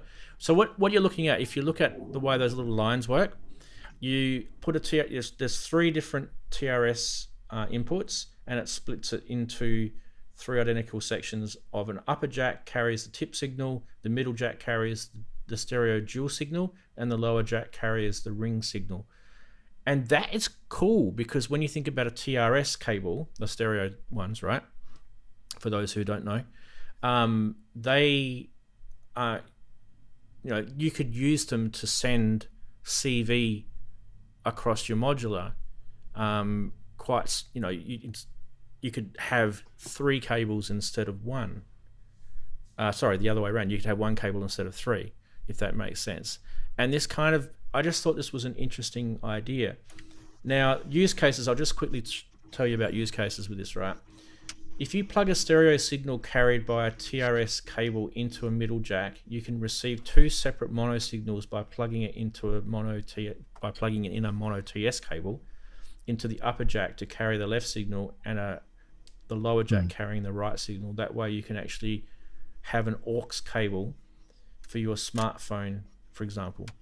Another way is you could look at 2 separate mono signals, or you can convert from stereo to dual mono, or you could use it as a tuner. For example, the Korg NT-S2 accepts 2 inputs to tune 2 different oscillators combined with one 3.5mm stereo jack. There you go. There's a whole bunch of cool things you can do with that.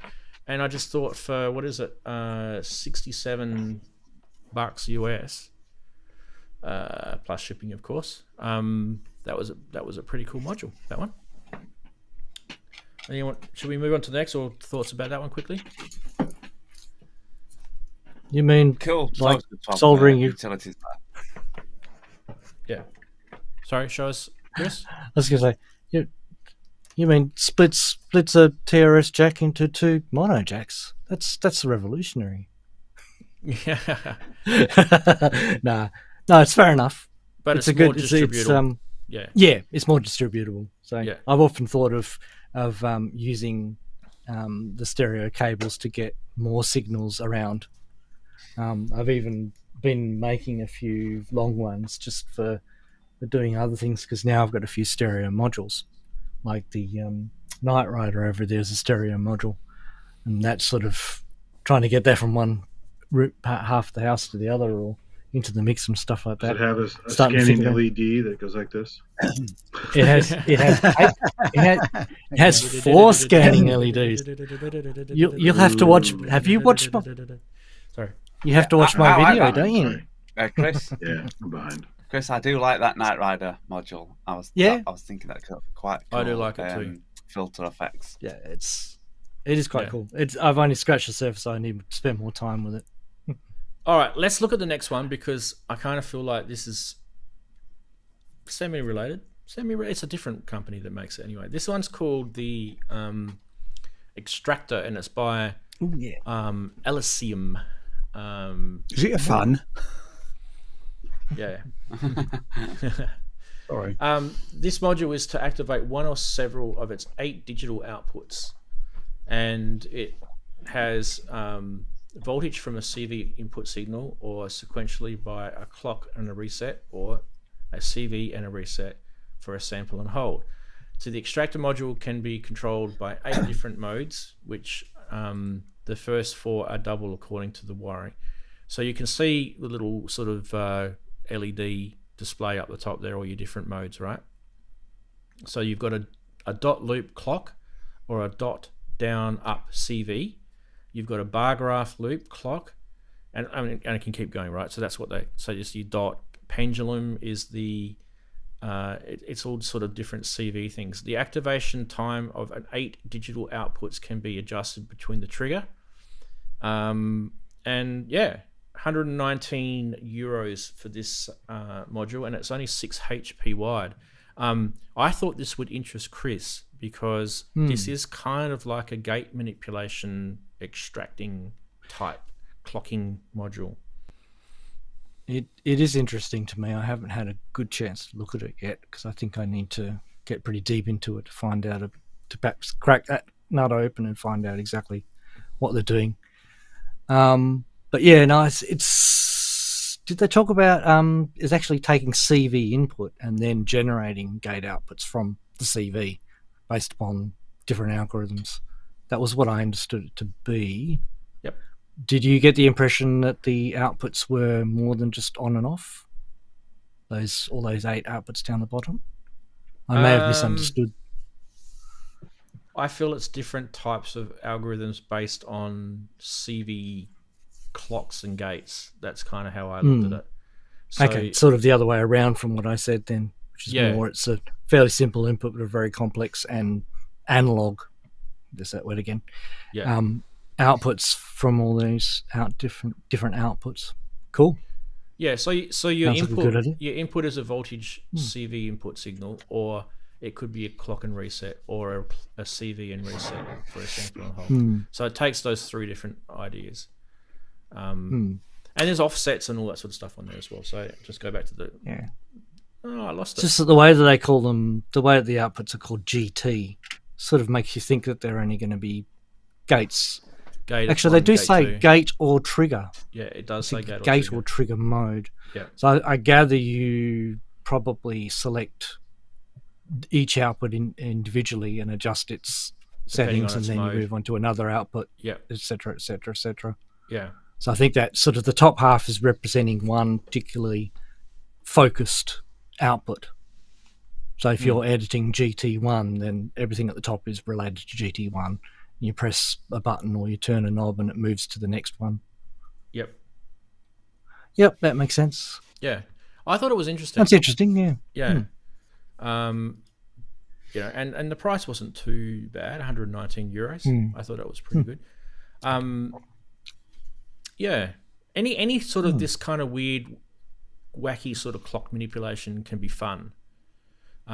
So it kind of makes me sort of talk about Marbles in a way, because Marbles is a really wacky clock manipulation module, and I think it was more sort of designed for percussive stuff originally.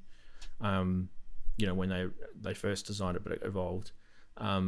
This sort of thing to me looks. It's like chaotic bouncing balls, right? Yeah. So this thing sort of looks like to me like, because you've got pendulum in this, right? So that's kind of a similar sort of idea, right? The bar graph loop, that's interesting. And you've got an inverted bar graph loop. So yeah, some of those ideas people would probably not know what they mean, unless you sort of go into looking at some sort of diagram of how that would look, as gates and stuff. Looking forward to seeing a demo video one day, maybe. Couldn't find one. No, I don't think it's been. I don't think they're in a position yet to put out a video. Yeah. Anyway, they've been around for a while. These guys, so they've got about 7 or 8 Eurorack modules. The Matrix 2 is there. We've probably talked about this one before. The Matrix 2. Which is an interesting module. So I actually looked at this a while ago because I was thinking about getting this as some sort of routing matrix. 600. Yeah, for 2500. 2500. Yeah. Yeah. But it ended up it's a non-VCA type matrix. So for me, it wasn't it was more of a digital matrix. But yeah, so they've got some interesting products on their stuff. Anyway, that's it. No more news, I think. Pretty sure. Yeah, no more news. What was your favourite bit of news this week?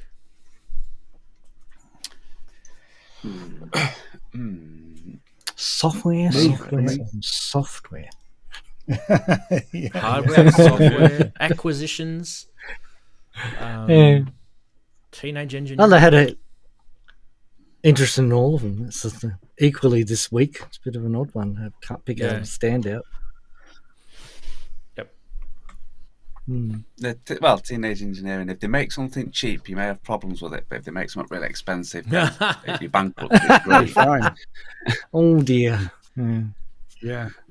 They've got 2 factories. But yeah, other than that, yeah, exactly. They're saying, look, we can make things cheap. You're just going to have a few issues. But it's rubbish. No, it's not rubbish. No. Yeah, but it's I do like unreliable. the teenagers. I do like the design and stuff and things. It's just that it's always expensive. So I probably know. I did look at the sampler and then I had the issues and I thought, I've never used any engineering stuff, so whether I'll get my head around it, I don't know. That's like I say, that's why I cancelled it. You know, I did order it, and it was due to come next week. And I just thought, all this business about, you know, some people are having problems with the fader coming out of the box and how it's packaged. Some people are having problems because the thought is that they're having to press the knob on the fader too hard. That stuff just shouldn't happen. You know, that's beginner error as well. So sometimes apparently some of the speakers had an issue. Yeah, that speaker not working. We can't get it yet. Here. So No. Yeah, I don't know. We get to avoid all these that, early teething problems. There seems to be actually. Tangerine, then. I was just going to say, Rants, we seem to be having supply problems in Australia. Have you noticed a lot of stuff is going out of stock and not coming back into stock? I haven't because I haven't been buying anything. So no. I've just noticed for example, the Behringer Eurorack modules are sort of going down and not being replenished. The thing about TE is that new thing is very plasticky, and they're not known for a lot, except for the OPZ. They don't make a lot of plasticky stuff. And if you remember when the Chordbot came out, he had some issues where the interface with the sliders and the case tolerance was off. So plastic's a really big deal, especially with like shrinkage or molding problems or whatever. You got to test the crap out of that. So if they're having teething pains, it's because they're trying something new. You know? Yeah, could be. Yeah. Well, it seems. I want to get one, but it'll cool. be a while before I can get my hands on one because I just need. I'm going to wait 6 months, see what happens. Yeah, you know. There probably won't be much gear coming in here for a while. If it's any gear that comes in here, it'll be DIY based. So that's my issue at the moment. Anyway, what did they say in chat? They were talking about cats. Okay, so about cats. They're just not even listening to the show. All right, fine. Yeah, cats and synths, it goes together. They're allowed. Ooh, scathing. Let's see if they're watching this time. Yes. You can get yourself an ARP 2600. Fully restored. Ouch. 20,000 or 21,000 US. Just make it 21,000. What's with the 1 cent? Don't be an idiot. I mean, when you're at that sort of dollar mark. Dropping 1 cent makes you look professional, Rants. I wouldn't know about that. Yeah. No, yeah. Well, we need to talk about that, Chris.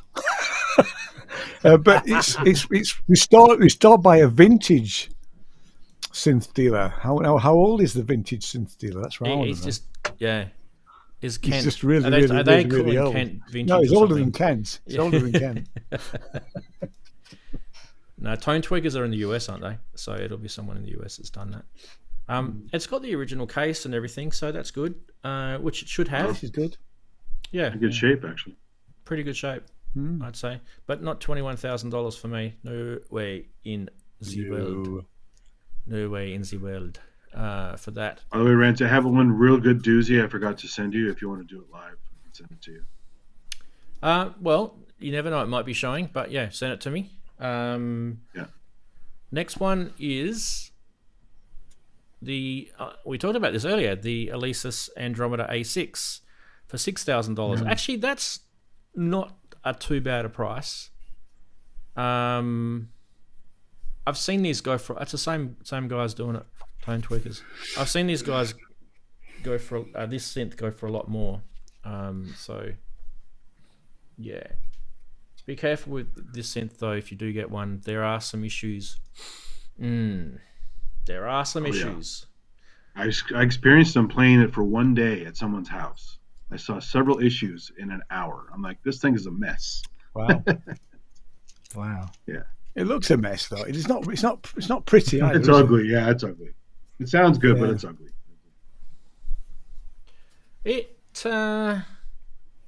I kind of feel like it's lost its appeal now for me because I don't know. Like the poly analogs, yeah. Yeah, there's a lot of them now. New. For a while there, it was kind of like, you know, it was up there with the Jupiter 8 in a way. As your head, this synthesis on OnlyFans. Excellent. That's because Robert has one. Yeah, I put two things in chat, in the vMix chat, Ranzee. Okay. All right, let's have a look at the next one. You might like this one. I like this one. I would love to get my hands on this one. It is the Moog Liberation.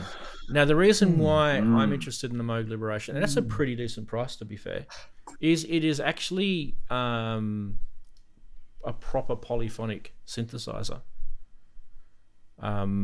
It's, you know, divide down, I think, isn't it? If I remember rightly. And it's a keytar. And it's analog. Oh, cool. So these it's things, Rogue with polyphony, right? So polyphony and the keytar side of it, and they weigh an absolute ton. These things too, by the way. They really are heavy. Looks it. But that's an insanely cool synth. I mean, it's basically a. Look, it looks in good nick. Yeah, it Looks does. in really good nick. I would love to get my hands on one of these. You know. Anyway, what was the price again? It was just under $4,000 US, and that one is in Michigan. Geez, they'd be putting the winter woolies on solid at the moment up there, wouldn't they? Eh? yeah. I don't know where Lansing is. I don't know if it's north or south of the Michigan state, but I think it's south. Yeah, think it it's might be south. not too bad Below down Detroit. there. Yeah. Oh, even Detroit, it would be freezing right now, wouldn't it? Yeah, that whole area is. I think there's one more to show before I grab yours, Andy, and this one is kind of apt because we had that Behringer Pro VS come out. The little tiny one. Yeah, and there's this rack mount thing, and it's 12,000 Australian bucks, and I'm thinking to myself, wow, yeah, it is live. This one is on reverb, but it just goes to show you what controls you had on the original one, right? Yeah, just a bit more than what Behringer ended up doing. That's in good nick. down. That is in good nick. It's got a cartridge. Yeah. Although the iOS app is quite nice. If you haven't seen it. Yeah. I mean, I Joystick and personally, I wouldn't spend £6,000 on a Pro VS. Even, you know, if someone held a gun to my head, I'd say just shoot me. But yeah, it's a nice synth though. It is a nice synth, but it's not 12,000 Australian. That's for sure. Now let me grab those ones that you sent me, Andy. 1 second. One's a doozy. Okay. Oh hell yeah. Oh, that's why though. Oh, jeez. Let me just get these URLs into something that I can copy them across onto the other computer. Where are we? I'll do the doozy last. I kind of feel like the doozy needs... You gave it to me first, but I'm going to do it last. All right. Give me a sec, guys. It's going to take me a couple of seconds to copy these URLs across. And... Wow.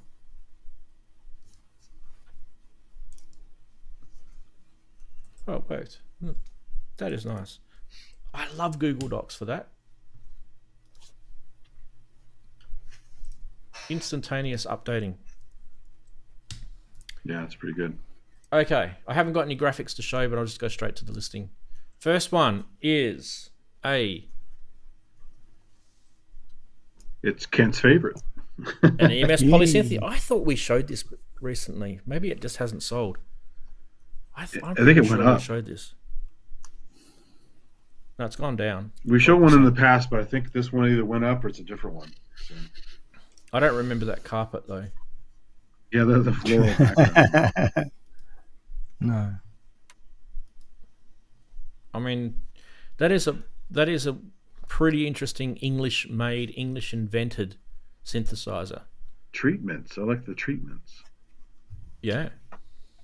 Interesting. All right, that's Oh, the the first colour one. scheme. It's great.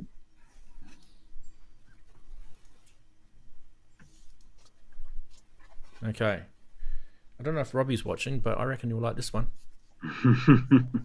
Look at the shipping price on this thing. This That's is a what killed me. VP1, $1,700. Oh, This The is shipping Australian. price. So halve it for pounds. Oh, no. What is it? £38,000, £39,000, and about $800, £800. Sorry, I should say shipping. But a VP1, physical modeling, right? If I remember. Yeah, that's amazing. That video that Manny did with that guy's VP1 is really cool. With that horrible Macintosh software to control it. Does he play it with his feet? I'm just thinking, can't you It obviously does. crop your bloody photo? How hard is it these days? Yeah, you shouldn't put feet in your keyboard photos. Oh No, my it's god, not. Catering to the That's fetish not a good crowd. look. So he's that screen Yeah, is yeah. looking a bit bad. It's got a case though. Yeah. the container is like one of what 5 or 6 in the world or whatever the hell it is. It's crazy. Wow. Yeah, so that's probably why it's worth what it's worth. But it is actually something that can be done in software. So it at the end Yeah, of the they day, should. They it really is should. digital. Yeah, I wouldn't mind getting my hands on one. To be fair, because Yeah, I can't remember sounds what cool. album it was. It might have been Philip Glass used one, if I Really? remember rightly. And he has some pretty interesting sort of, contemporary, way out there type music, which I don't know if you guys remember listening to him in the late 80s, early 90s. He had some pretty. Koyana Scotzi, he's the soundtrack. Yeah, First time I heard him with that. yeah. Well, what was your favourite price watch deal of the week? ARP 2600, an A6, a Moog Liberation, sequential Pro VS, EMS Poly, or a Yamaha VP1. Wow. The VPN with the EMS feet. Poly for all. Probably EMS. VP1 with the stinky toes. Yeah. I'm going to be a little bit contrary and go for the VS, not because I desire it, but because it reminds me of why they don't put the picture of that next to the picture of the little one that Behringer are selling. It has some of the colors though. Oh. They did copy the colors. Yeah. Yeah. Yeah, well, they copied the design, but there's no comparison between the two in terms of, I mean, us gearheads, you know what it's like getting something physical, Yeah. and you're just going, that's Well, that wow. crappy, That's A crappy Xbox joystick on there. So. For me, it's got to be the Moog Liberation. I just don't. I don't know if you guys know much about this synth, but it's more than Sure, it just a sounds keytar. lovely. It's more than just a keytar. It's a pretty cool. Is that synth. what is that one of the ones that still had tuning problems, or is it after that? I don't remember them talking about it having tuning problems. I've always heard fond reviews of that particular. I think it was kind of one of their better products. It came out around about the same time as their polysynth, the Moog polysynth. Oh God, that thing! Yeah, I hated that. I because that played was like late It's 70s, awful. early 80s, right? Yeah, yeah. Well, the MG1 had a polysynth bank in it for really simple organy kind of tones. Yeah, that was the Radio Shack thing, right? Wasn't it? Yeah. Yeah, It's basically a Rogue with a Radio Shack treatment. yeah, yep. Some extra Yeah. goodies in there. I mean, the circuit designs of all this stuff is pretty much throughout a lot of the Moog gear. There's subtle Suit Tiger differences. used to have Liberation and played it a lot live, but then he sold it. Yeah, and they just sound really, really rich and beefy. That's kind of you'll just get that real sort of. There's a few cool things you can do with it anyway. But the VP1, wow! If Yamaha remade that, I mean, there's a They bit of should, yeah. there's Actually, a bit of VP1 in their what do you call that sound engine that they've got? The Supernatural? AWS2. There's a bit of VP1 in the AWS2. It was 1980 was the Liberation. So 1980, yeah. possibly, yeah, because my Moog Prodigy was after that. I think 1982. You liked your Prodigy, and didn't that you, Ian? Oh no, I hated it. Oh, you didn't I like it? absolutely Okay. hated it. No, not at all. I mean, when it worked, it was fine, but the reliability of the tuning was just such a pain in the neck to do it. You know, I'd tune it up 3 times at a gig. I was using it live, you know, but no, and that's the one that went up in smoke. Well, it didn't go up in smoke. It went up in flames. Got a pint down it at a gig. The AWM2 Wugoos, I forget where it is. It's like a real basic Montage M. Is that what you're talking about? No, there's a real basic VP1 sort of nod in there. I forget what it is. There's an algorithm in there. I'll revisit it later when I can do a research. I just remember coming across it when I bought my this is a long time ago. We're talking 90s when I bought my Yamaha CS1X, and there was some sort of VP1 reference in their patching. It's not like it doesn't do physical modeling, if that's what you're looking for. It's going to be disappointing. But there's a reference to the VP1 in the patches or the algorithms or whatever you want to call it. Doors being opened. Right. We're going to get on to the Saturday Sonority stuff, and this week Saturday Sonority stuff is pretty important because we have got a synth of 2023 to nominate, don't we? Yep. And it's not going to be hard, I don't think, to do this, right? It's not going to be hard. Genos too, isn't it? Well, Sorry. everyone's anyway. Let's roll the tape. Well, don't ask us anything. Tell us your favorite synth. Yeah. Chuck it in the chat. It's got to be 2023. Highlight my name so that I can see it. I've already got a couple of nominations from the chatties already. Don't forget, StreamYard is still open. Steve's been sitting in there thinking that he's got no friends. Politely. No, he's happy. Yeah. So, yeah. Now, what I'll do is, as we do get the nominations, we're going to do 2 categories. We're going to do synth, as in hardware synth, desktop or keyboard based, and we're going to do modular synth. So modular synth, the hardware synth can be a modular synth, like the Behringers, like the ones that came out this year, like the Pro 800 and stuff like that. Or it could, but that will be still classified as a desktop synth. So it won't go into the modular side. The modular stuff has to be like a proper Eurorack module. And we've got some contenders for that already. Right. Don't forget to highlight my name if you've got some ideas. Oh, okay. Kosh has got the Montage MAX. We haven't got that one yet. Okay. Can you get them yet, though? Yeah. Can you get them? Can.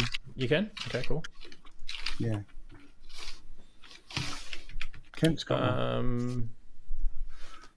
Has he really? Alright, he's a lucky lad, isn't he, eh?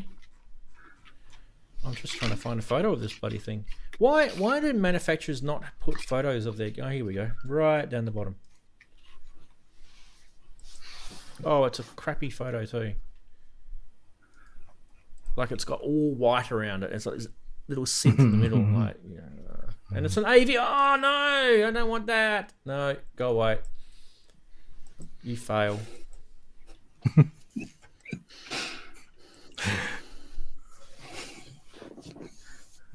I'm just putting this in, so you guys want it in? I'm going to put it in.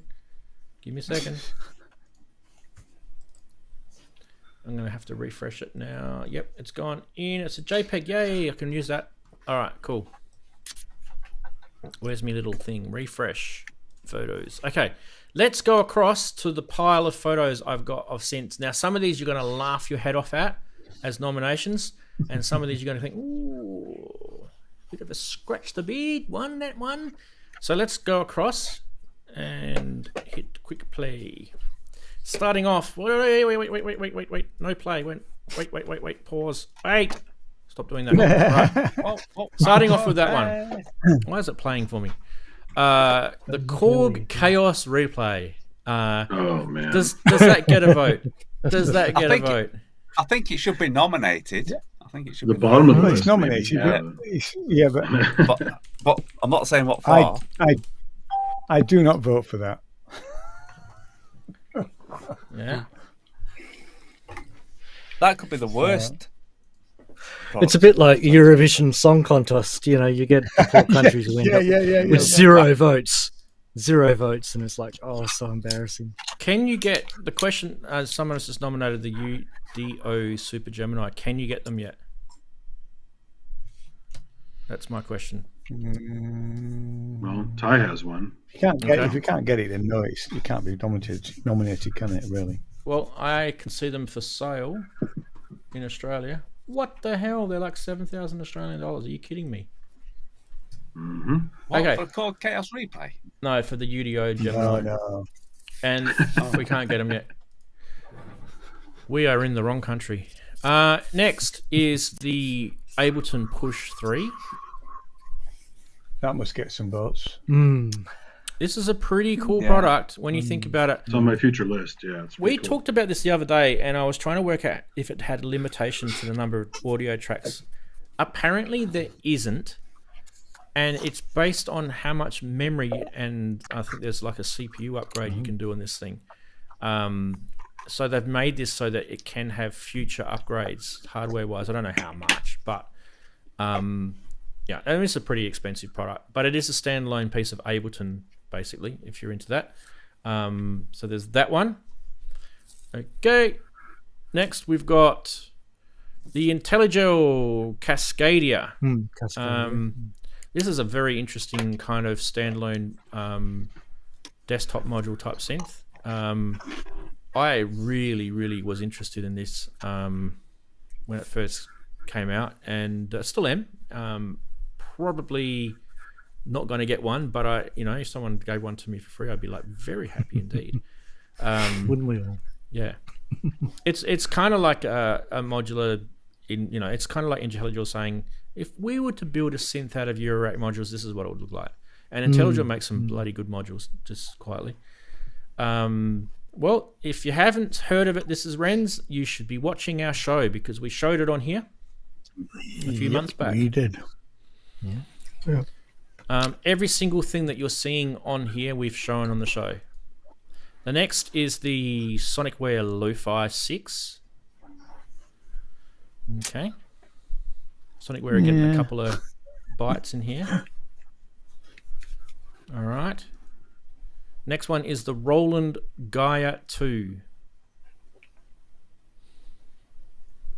There was crickets with that one. With the, Yeah, no. and that was Korg face. Tumbleweeds rolling across the screen. Next one is the Behringer Pro 800. Came out at the start of this year.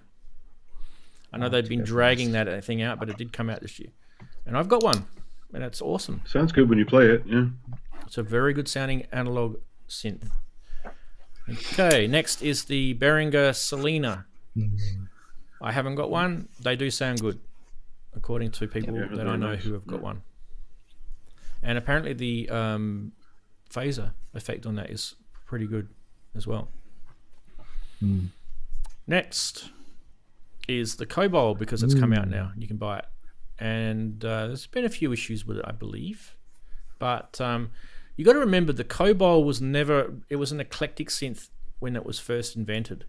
So I think people getting their hands on this thing are going, what? This is kind of balls, this thing. The filter is where it's ballsy. Yeah. So yeah, I'm not going to say any influential comments on like whether it should win or anything like that just yet, but we'll go through the list. Yeah, Manny made a whole system with it, with the keyboard rack thingy that you have, and Yep. the Cobol and some extra modules. He did, yeah. Yep. Okay, we got to put the Looking Pittsburgh forward to it when it Tiaga comes in. down here. Pittsburgh Tiaga's got to go in. Probably aren't going to be able to do any more after this though, because I have to keep refreshing. Taiga, not Tiaga. Tiger, that's right. Yeah. Taiga. Yeah. Tiger. Okay, let's just cut to us for a sec. Let's refresh. We're up to the just want to make sure we haven't skipped it. Okay, cool. Now we're up to the Sonicware Lo-Fi 12 XT, which is in the sample track format. This showed a lot of interest from people because they do like that platform. It's quite a nice form factor too. So there's that one. Then we've got the Ampool by Analog Solutions. Listen to the sound effects from the people in the chatties. Yep, there we go. Yeah. Pretty cool. Oohs and ahs. That was on the top of my list. Oh, salivating. And then we've got the Roland SH4D. Yeah. This thing has It's a good effort, but it's not my favorite. This thing has been flying out the door Mm. all around the world to the point where Roland have sold out and they have to make more, and they weren't actually prepared to make Expecting to. more. Yeah, expecting that's- to. They are making more though, so that's the word I've got from Roland. They are making more. And There is something in it then. the SH4D, when I first saw it, I was like, nah. Now it's starting to grow on me, and there's reasons. Go watch some YouTube videos on it, and you'll see It's why. the Roland OP1 basically with the different modules and the accelerometer and all. Yeah, kinda, Kinda. kinda, without the sampler. Right. Then we've got the Yamaha finger drummer, and I guess mine. one of those is in Ian's hands. They're a pretty awesome little thing. Very good bit of innovation. This it was. So when you guys look at this and you're thinking, what? Yamaha have done some pretty decent research in this module. So if you're into percussive stuff, this might be up your alley. Next is the Roland S1, which is the SH101 ACB, right? This has got ACB in it. Sounds good. So yeah, and It's really tiny. cool. It nice, is really yeah. cool. It's tiny too. Nice little form factor. I have the other roll because I don't have this one. Yep. We've got This the is popular Texture on the Lab platform. from Sonicware. Mm-hmm. We have got the Oh, yeah. Super Gemini by UDO. Yeah. That's a pretty cool one. This is a bit of a flagship synth out of them so It's far. one of these that Kurzweil ribbon. I actually think this might be the most expensive synth that we're showing so far. Right. Then you've got the Yamaha Montage M8X.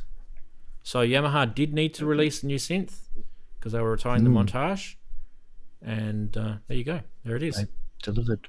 That thing's pretty cool. Yeah. They made their knobs smaller. Yeah.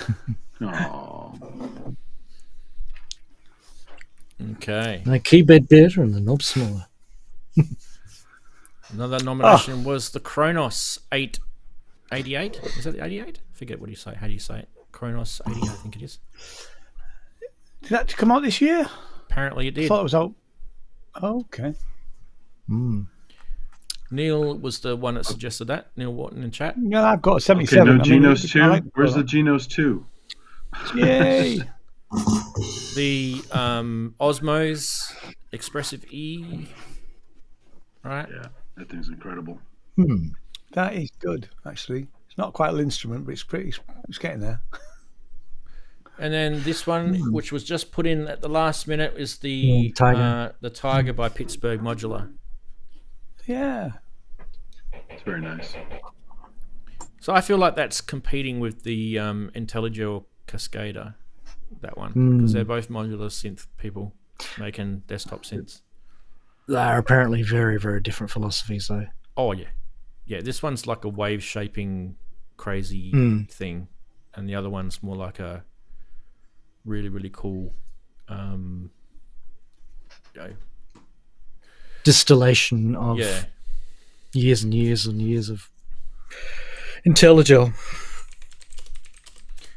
I've got half pleased to send the Yeah. Uno Synth Pro. Yeah. That did come out this year. Yeah, it did come out this year. Yeah, it did. The third wave. That's one I quite like. I think that came out last year, though, Darren. Last Did year. it? I thought it was this year. Yeah, it was last year. Anyway, let's get to the last one. So there's couple more to go. There's the KO2 Yeah. from Teenage Engineering. That's got to get in there. And the Behringer UBX8, because now you can buy it. It's available, so that just sneaks in. And the last one, which just snuck in, I can't really add any more now, guys, sorry, because that's 22, is the Uno Synth Pro X, which, yeah, definitely deserves to get in there. So there's 22 to choose from. Right. What are you going to choose? Korg Chaos Replay, Push 3, Cascadia, Lo-Fi 6, Gaia 2, Pro 800, Selena, Cobol, Lo-Fi 12, Ample, SH4D, Finger Drummer, S1, Texture Machine Lab, gun. Sorry. Super Gemini, Montage 8X, Kronos, Osmos, Tiger, Knockout 2, UBX8, UBXA, sorry, and the Synth Pro X. All right, guys, which one do you want? Tell us in chat which one you want, and you guys got access to chat. You guys can also put it in chat too. Just make it all sort of consolidated. Oh, so many choices. Ooh, this is going to be hard. We have top three. Yeah, we I can need have a top three, really. We can have a top three. Let's just get some submissions here. Ooh, it's going all over the place. Ooh, a couple of my favorites have already arrived.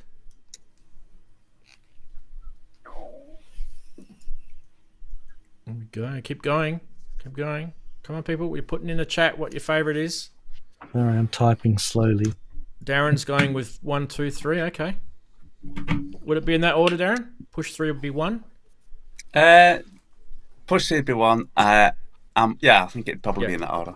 Okay. Ooh, push 3. Okay. All right. Gaia. Timbo. Timbo. Is it a 2023 re-release? Okay. It's perpetual. I think we're starting to get an idea of what's coming up as the top 3. What do you think, guys? I'm thinking Osmos is there. Super Gemini is there. And geez, it's probably the Push or the Ample. Push 3 and Ample are coming in now. Yeah.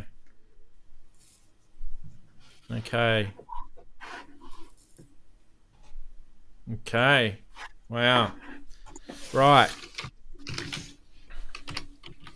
You guys put yours in, yeah? Okay, so let's have a look at the top 3. Okay. Yeah. I'm starting to see pretty much the same stuff. So there's one of the top 3. That's the Osmos. Cool. Okay. We've got the Super Gemini. Okay. Right. So let's just get it down now to these 3. Or we'll get it down to 4, because I kind of feel like Push 3 and Ample are neck and neck. So then there's Ample, right? And then there's Push 3. So we've got 4, right? So Do your votes between Gemini, Osmos, Push 3, or Ample. Do your votes. You got to pick one, people. You can't pick more than one. You just pick one. Ooh. Here we go. None. You don't have to vote if you don't want. You can abstain. Gemini is coming up. Osmos is coming up. Oh, we got 1, 2. Gemini looks like it's getting the. None of them too expensive. Ample's getting. Oh, Ample might have snuck in there. 1, 2, 3, 4, 5. It's like watching the Melbourne Cup, eh? Oh, looks like Ample's getting it. Oh, no, Gemini might be getting it. It's between Ample and Gemini now. Wow. Okay. All right. So That's sorry, another Gemini. I've left the push. I've left the push on the screen there, and I probably shouldn't have. Psychology. No. Yeah, and Osmos is like a third of the cost of the other two, so I'll stick with the Osmos. I can't afford the other two. All right. So I am going to say it's between this, the Ample, and where's it gone? The Gemini. Yeah, that's kind of appropriate for this show. I am probably going to give it to the Gemini. Just pipping it off the post. The most expensive synth too out of the lot, I believe. But I mean, really, it's an amazing synth. So there you go. Synthesizer of 2023, everybody, is the Gemini. Yay! Hooray! I don't have any. Hey, Ranzee, does your Mac do that thing where you do the thumbs up and you get the balloons and stuff? I don't have any stupid stuff. Yeah. So Gemini wins it from UDO, who also made the Super 8 a few years back. You guys might remember. It looked like an SH101 kind of hybrid thing. This thing, by the way, the Gemini is built like an absolute tank. This thing. So,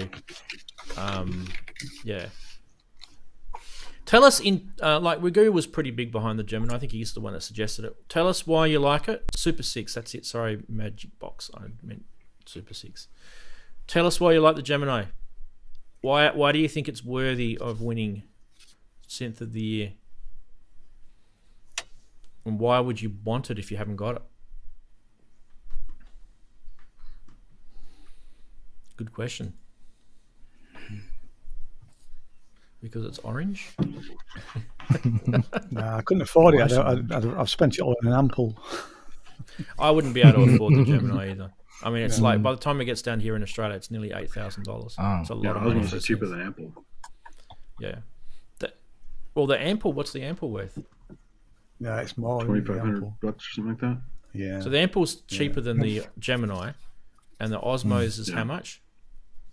Half the price. The shipping from the Ample will be like way less. Yeah. Okay.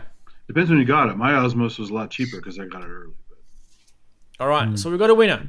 Look, hey, you guys voted. Don't shoot me. You guys voted in the chat. If you didn't, you're watching this on replay because you weren't watching it live.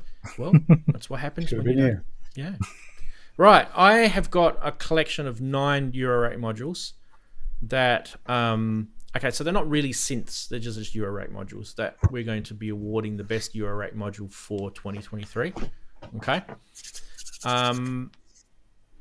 You can add one if you want, but I kind of feel like we've got some good ones. So we're starting with Feedback Modules Sub. I think this is such a genius little module. It's not funny how cheap this is and how cool this does add things to your synth. You can basically plug any of your oscillator modules. It doesn't have to be a feedback module. It can be a Behringer one. It could be a IntelliJewel module, a Dixie, whatever, and it adds a sub oscillator to it. It's just a genius little module, and a lot of people, I reckon, would be getting one of these just for its geniusness. Number 2 is this crazy thing from Unknown Device. It still looks like a render, This thing just was so crazy. It was based on like orbiting stuff and generating constellations and stuff. Just really crazy sort of design. So that one was cool. Then you've got the Plasma Voice by Game Changer Audio, with the plasma sort of thing in it. That had some really interesting stuff with the digital banks controls up the top, kind of semi-brain / plates style, but different again.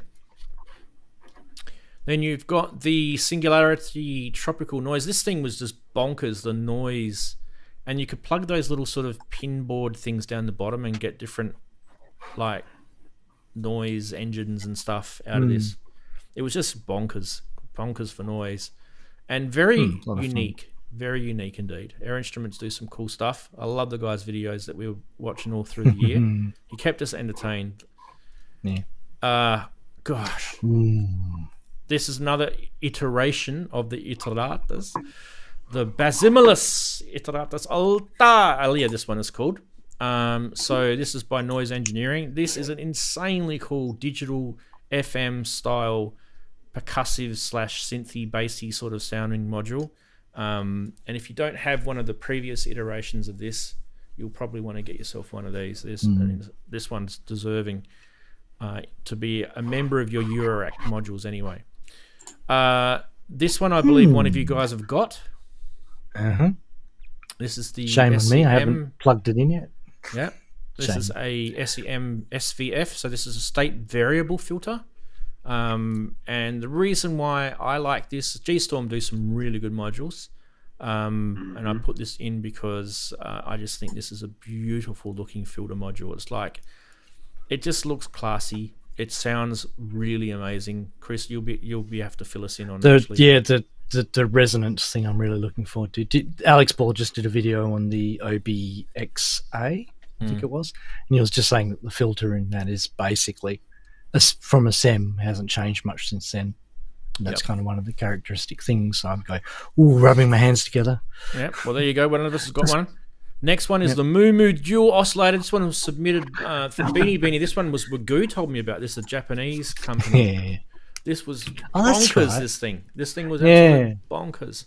I was saying about everything just about. But yeah, it's a cool little oscillator. All right.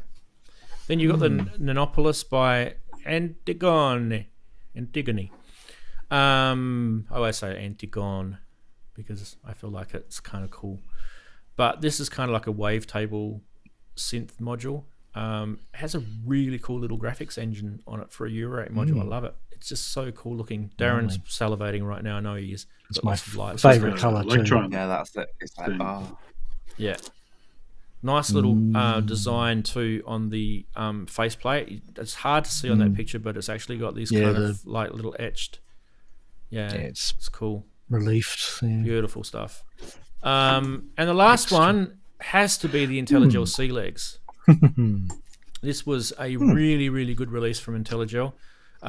There was a couple of other IntelliGel modules that I thought could get in, but I think this one was definitely one of their best releases this year. So without us flooding the market with their modules, because they did actually release quite a bit, this one definitely gets in. I know there's a lot of other modules we showed during the year, but I kind of felt that sort of covers a lot of bonkers area, innovative. We're kind of looking at innovation, uniqueness, quality, reproduction of quality, like the state variable filter, for example, is just really, really good reproduction of that SEM filter. C-Legs is a really cool digital delay module with excellent, configuration and control, which, one day someone was going to make it, and IntelliGel did a great job. And then you've got some cool little oscillator type things, that Beanie one from Japan that Wagyu suggested. All right, so what about that crazy patch matrix one that was a really big patch matrix and a screen with it? Remember the name of that one? Yeah, I did. I did have that. I just kind of I don't think they've actually released it though. That's the problem. I had a look at that. Okay.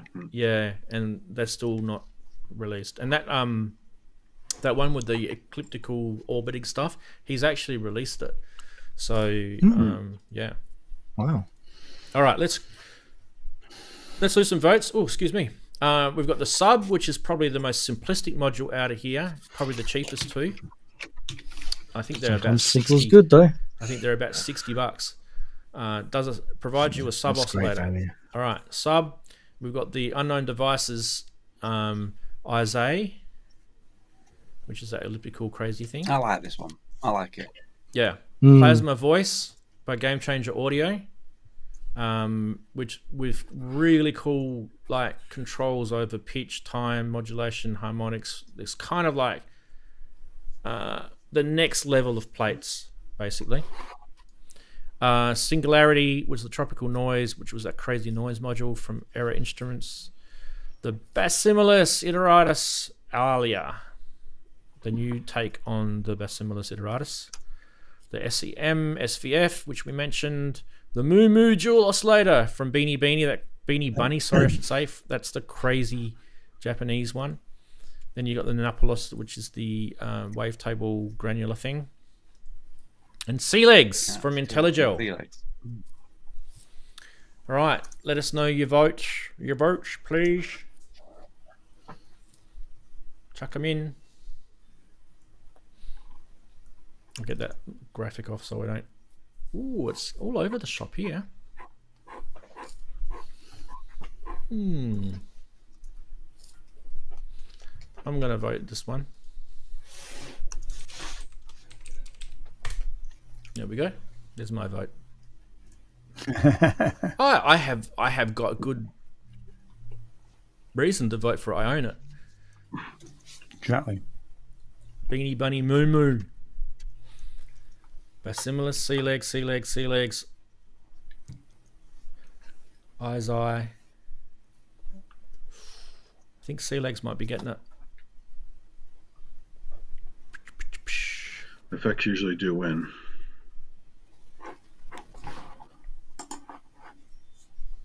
Yeah. So Sea Legs has got it. Sea Legs has definitely got it. Yeah. All right, people. Let's call it. Winner of the module of the year for 2023 is IntelliGel Sea Legs. Done well.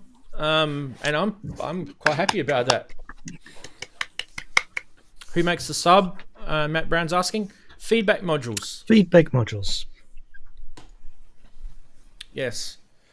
My Sea Legs is plumbed nicely just over here. It's a little pricey. It goes against the grain. If you do see something that you absolutely that gels with you, right? And not all these products are going to gel with all of us for the same reason, but like the Gemini synth is going to gel with some of you and not with others.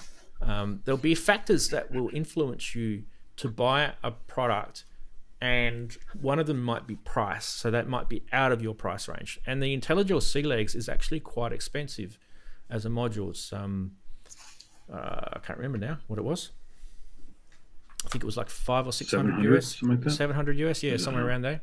I forgot. Yeah. Pretty expensive for an effects module when you think about it. You could probably, It's IntelliGel. Their stuff is all expensive. yeah. So we're looking at quality made stuff though. It's interesting when I was looking at who was voting. There was a few people that voted for some of the Behringer products, which is good to see that they're getting votes now. Because in previous years they probably wouldn't have even looked at getting votes. So well done, Behringer. You're starting to get some people interested, and they're definitely putting some products out there. So good on them.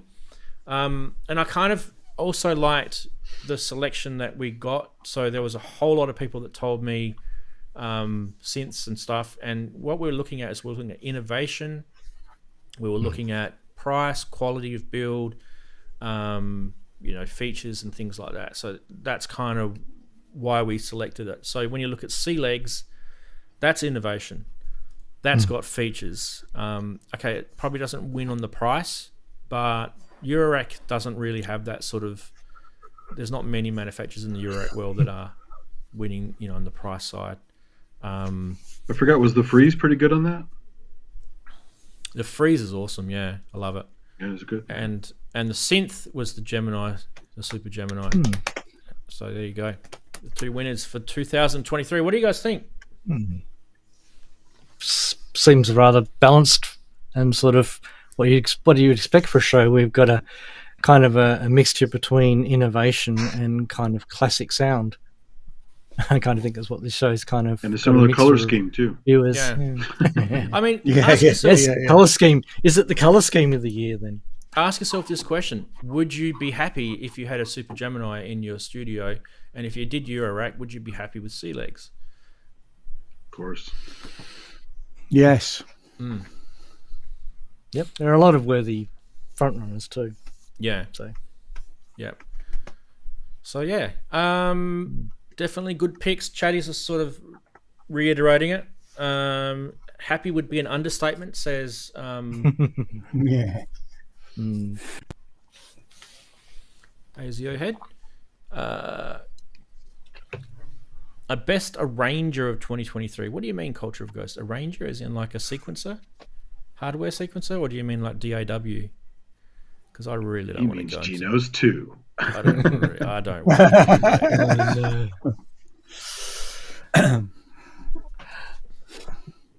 That's a whole battlefield, that, when you drop down into there. Yeah. I just don't want to get into it. It's And not let's my face it, world. most of the DAWs have not just come out this year. They've always been out forever.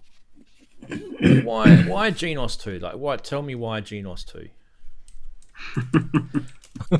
Tell me. Because you gotta cover discuss. You gotta cover songs in your busking in the worst possible way.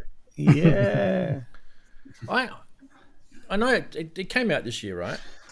Yeah. I think so. I don't know. I still really like that redo that Roland did with Phantom, not the first Phantom, but the next. What is it? Phantom X? Is that what they called it?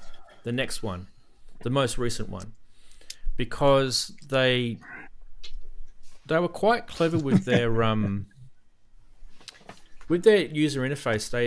They built in this kind of sampling engine in it, and it's almost turned the Phantom into like a Roland. What's that one that Brooksy's got? Is it WS20 or something? The old 80s. W30. W30, yeah, that's it. So you kind of have now like a proper full sampling synth that you can load your samples in and record in as well, and play polyphonic chromatically. As an arranger, it's got the Zencore thing in it. I kind of like that. I know a lot of you guys like the Yamaha stuff, but I kind of like that as an arranger. If I was to buy an arranger, that's what I would be getting. I do like the montage probably more than the Genos, but it's a different category, right? I mean, the M3 is kind of an arranger, but it's also a synth. Yeah, but it's like old now, isn't it? Right? So It's very old. yeah. I mean, I use mine still, but I think I'm probably going to move it on pretty soon. I think. It came out in 2006, 2007, somewhere around there. So. The Karma stuff is a lot of fun, and that mixing section, you can do some really whacked out sounds with that mixing section in the right it's mode. It's a huge synth, but it has one very bad flaw, and that is that it just doesn't sound warm. And I hate that name. Sorry, warm, but Yeah. it lacks a bit of I don't know. It doesn't really sort It's of crisp. Yeah, it's very crisp. It's very digital. It's very shrilly sounding. Yeah. It lacks a bit of. I mean, I know you can put it through EQ and warm it up and do all that sort of stuff, but we're not talking about what it can be done. We're talking about what it does on its own. It just lacks. Yeah. Yeah. Nuance. But let's agree. This year has had a massive amount of products come out. I think at the start of the year, I was kind of thinking this is going to be a slow year. I honestly thought this at the start of this year, I thought we were going to have a cricket sound year, but then all of a sudden, all this stuff started popping out everywhere. And you notice too, the manufacturers kind of really kept their cards close to their chest on this year. They did. It's one of the least leaked, I think, of the year. Yeah. Least leaky year. There you go. Least leaky, yeah. So why is your gas gone? Half God, half beats. Tell us why your gas is gone. Gas be gone. I think he wants it to be. I think he wants it to be gone. Oh, it's wishful thinking. I think he was. Yes, he was doing a mantra to him. Gas be gone. Gas be gone. Gas be gone. Yeah, I want it gone. Yeah, don't watch the show anymore, then, mate. Go do some gardening or something. Yeah, they told me that if I exposed myself to more and more of this, the GAS would decrease. But that's not the way it's working. No, it doesn't. It just doesn't. Just get those mini Behringers and your gas will be all gone. You have everything you need. I need to show you this before I Work forget. with what you've got and don't look up at anything. Yeah. Exactly. Now, before I forget, one thing that I promised I'd show you guys this week was the Werkstatt from Moog. Now, I've had this thing since 2015. This is the original one that I got in 2015, and look at the condition it's in. It's like brand new. It's beautiful, right? And I just wanted to sort of show you guys that. Sounds beautiful.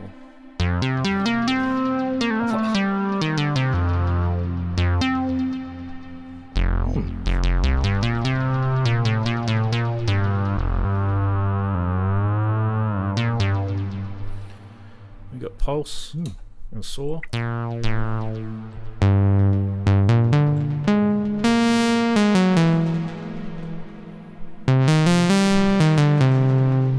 Turn the effects off.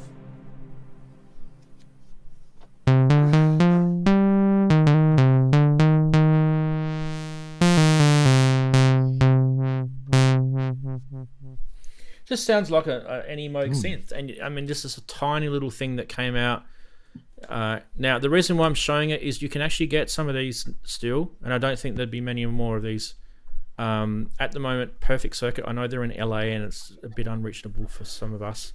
But if you are, willing to pay a little bit of postage, $199 US, and it has the little CV thing included in that price. There's a bunch that Perfect Circuit have got. It's not an ad for person. They haven't asked me to do this. This is just me reaching out, because I find stuff out sometimes by reading stuff. I just thought you guys would be interested in that because, it's a pretty cool little thing. Like, one of the things you can do with it is it's got a little keyboard down the bottom. If you could see that, right? So you can take a sequence coming in and then you can transpose it on the keyboard.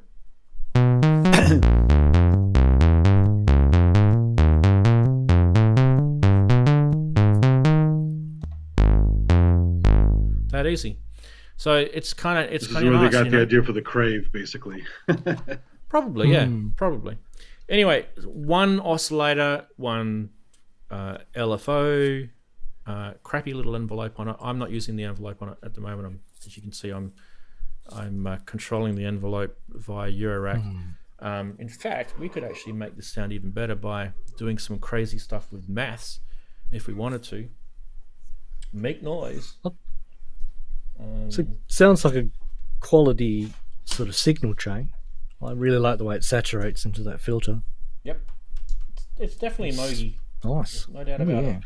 They sound good. I've only used mine once or twice, but they do sound good.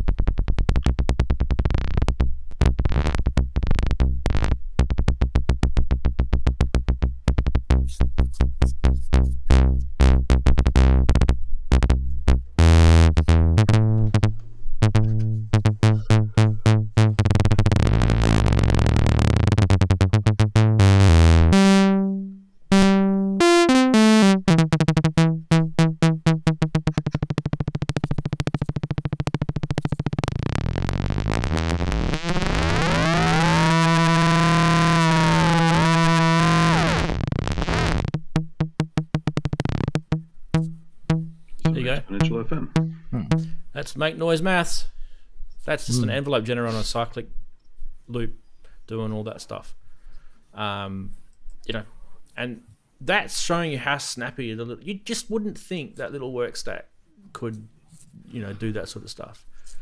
Because of that little CV connection on the side, does a whole bunch of stuff. The other thing you can do with this too, by the way, is you can send a whole bunch of stuff out all the section from there down is all outputs, so you can send the keyboard out. This little crazy little keyboard down here, you can actually send it out. And the other cool thing you can do with this is you can muck around with Arduinos, and there's a whole bunch of projects that are free to download on YouTube from the Moog website. There's a whole bunch of Arduino projects you can I can't remember, we talked about this years ago. Yeah, how come my Electribe is black and not red? Because they came in black as well. They also came in blue. Yeah, there was a blue version. Yeah, black. Yeah, the red. They went to the red and blue ones pretty quickly, though. That's what I noticed. It's a lot of fun, those little Electribe samplers. They're really a lot of fun. Yeah, just a bit of a pain in the ass, the user interface on it. That's the only thing. But it's not too bad. Pretty powerful. Yeah. So Moog Fest, I should say. 2014 was when they released this. I got mine in 2015, and I remember there was some sort of I don't know, some sort of deal website. I can't remember what it was called. I have to go back to my emails and have a look.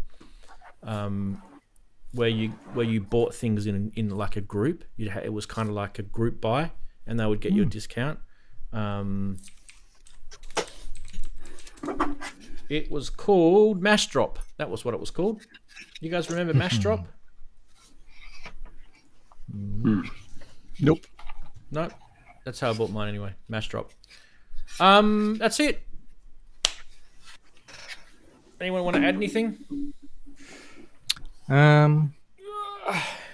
Not to the thing, but I could send you a link to that short little video if you want something else to play. I'll just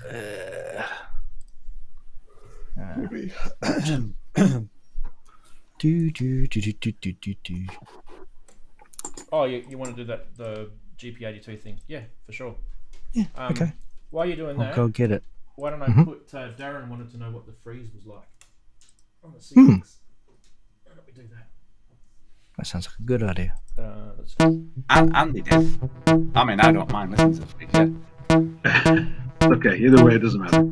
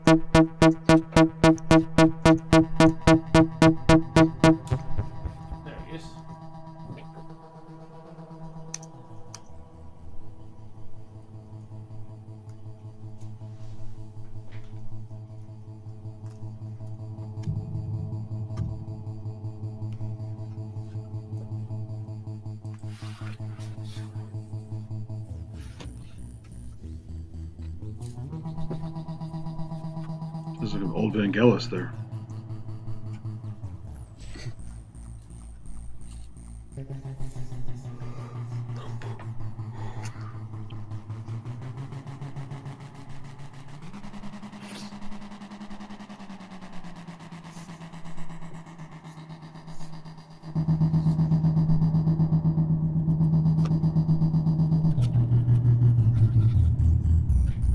That's just me playing around with the freeze. I literally, there's no sound coming out of the Moog, Moog now. I turn that.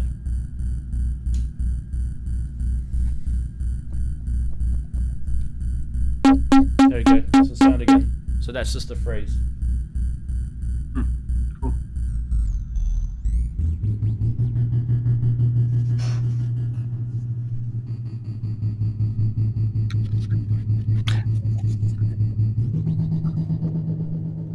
There you go. Very nice. Darren likes to freeze things. Ask him what he did with his MC303. Yeah. That got Freezer? serious. Have you sent me something yet, Chris? Yep, in the chat on VMix. The VMix Second last post. Yep. Okay. There's also something on the bottom line for Ian.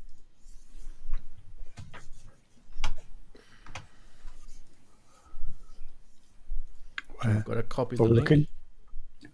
Chat. Copy the link. Open the chat, Ian.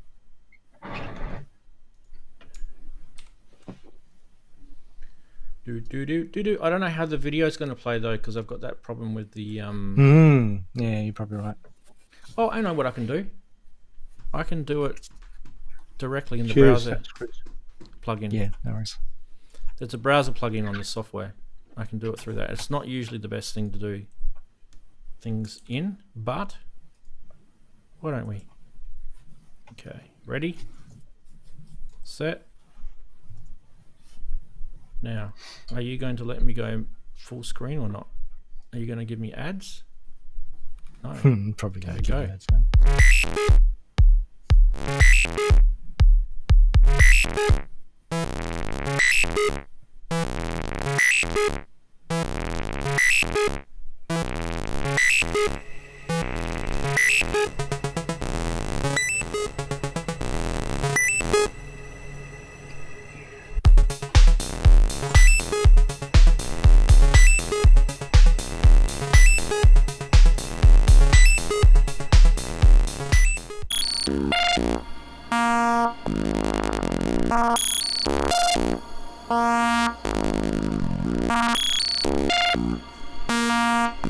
So I've slowed it right down.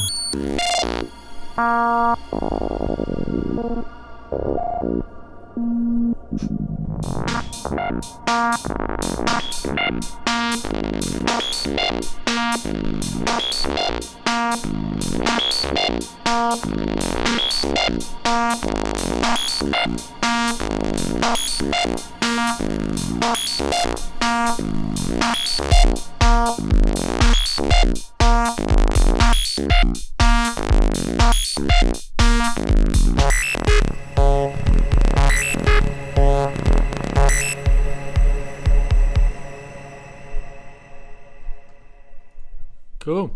Yeah. So longer video tomorrow. Yeah, halfway through it, I halved it in speed. You could hear the ratcheting was actually creating tones when you play it at normal speed. It's pretty much very similar to what you were doing with the maths just then. Yeah. The cycles. Yeah, it's kind of amplitude modulation. It creates kind of tones, and the actual pitch that the oscillator set to interacts with the ratcheting to create some really odd kind of pitches, and then it interacts with the low pass filter's resonance control. You hit the certain spot and it just catches the ratchet and turns into kind of a really kind of meaty kind of wet sound, which anyway I thought was kind of cool. So a longer version of that anyway tomorrow. Yeah. I don't know if I told you. I might have. I was playing around with the GP82 with the Disting Mark IV. Oh yeah, yep. And I kind of, I think I was doing it also with the Metropolis before that, and I kind of felt like there's a point where a lot of those sort of Marbles was the other one I tried it with. There's a point where I kind of feel like it doesn't help.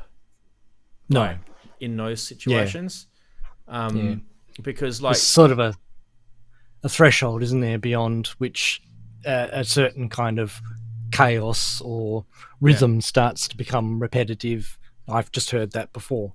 Yeah. So why would I go here? No, there definitely are limitations. But I'll continue to. Would be interesting is find the varigate, because the varigate is kind of different to a lot of the other sequences as a Eurorack module, and I haven't tried it yet with the varigate. And the reason why it's different is because it can, like you did with the beat step, you can actually set randomization on some of the steps, so it can have probability where it triggers or it doesn't trigger, for example. And yes, the Variegate does have ratchets in it as well, but you may actually want the probability of a ratchet to fire off or not, and also for the step to fire off or not. And then that step would be connected to your GP82 module. So I could actually look at situations where you could look at having like 4 GP82 modules, right? All getting fired off by different steps, at different probabilities, and then you've got your different clock divisions and your ratcheting happening on that. They're sort of little weird ideas. The multi GP82 thing to explore is a whole another possible minefield of possibilities there.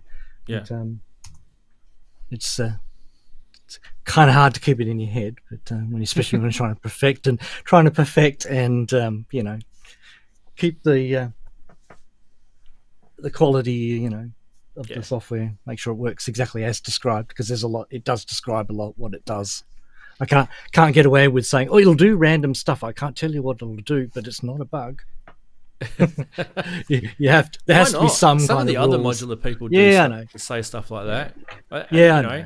They'll just pull a skiff out of their mouth as they're saying it. But like I know.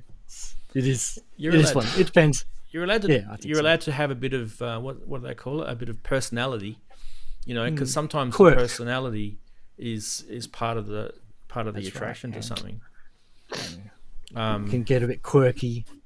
I was kind of like I remember when Make Noise first sort of came to the scene, and I was kind of drawn to some of their their eccentric personalities traits that they were bringing out. I thought it was interesting. I don't know if, like, when I bought some of their products, I don't know if I kind of fell in love with it as much as they loved it, sort of thing. It's like one of those marketing ploys that you go, oh, wow, this guy is really kind of behind this, isn't he? Maybe I should get one. And you get one and you think, not seeing it, guys. Sorry.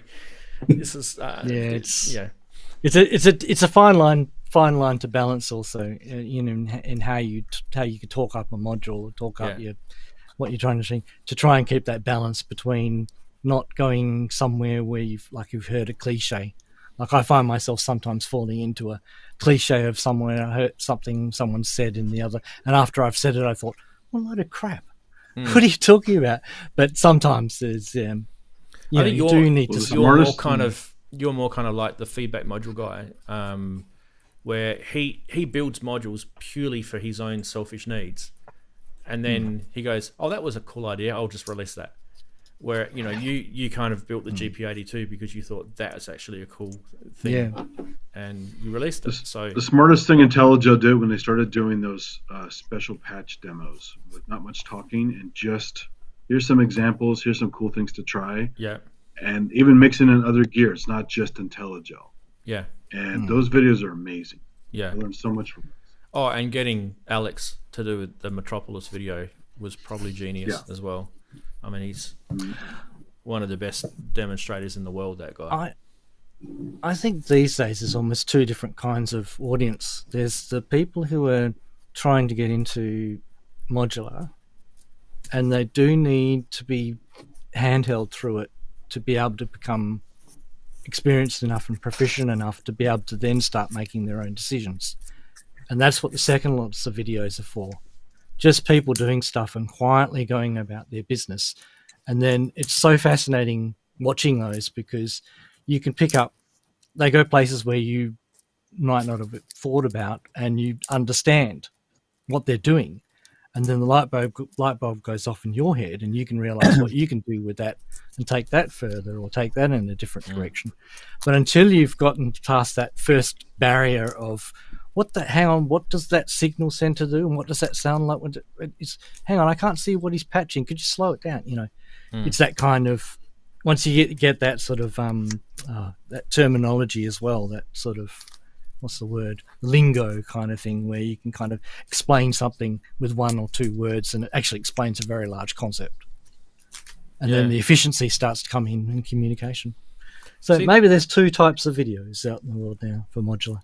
It's kind of weird because we're talking about your future one that you're going to bring out, which is the envelope generator module, right? Yep. Targent. Targent. Yep. Which, we were talking about AR type envelopes versus, because ARP loved doing AR envelopes on their gear as well as ADSR, but they love the AR, and I think there's good reason why. Sometimes you need to step away from the ADSR people and go with an AR, because I kind of feel like that whole, the way they make noise maths, it's just like, it's a beautiful module to play with that, because it's basically, it's just rise and fall. And the only sort of twist to the rise and fall that it's got is that it's got the delay. Logarithmic to exponential control on it. So that logarithmic to it's actually there's a logarithmic, and then there's a line, and then it's exponential. Exponential, yeah. With the linear, I think it's the middle linear one. That's the one, yeah. That's one, what I was thinking of, yeah. And then obviously, then when you introduce like cyclic re-triggers to that, that whole sort of marriage between rise and fall or attack and melee, same thing, right? With your logarithmic or exponential. I could talk for hours. Beautiful. I could talk for hours about the completely different effect you get with an exponential ADSR on a really, really fast ratchet, which is essentially what a lot of analog claps are made out of, really, really fast ratchets. And the difference between that, and then that, as in the different types of envelopes, it really makes a huge difference. So yeah, that's one of the areas, the nerdy areas that I've gone into in the past. Probably more than naturally. Yeah, probably. I mean, I used to sit there with videos and plug in the oscilloscope, the one that's sitting over there.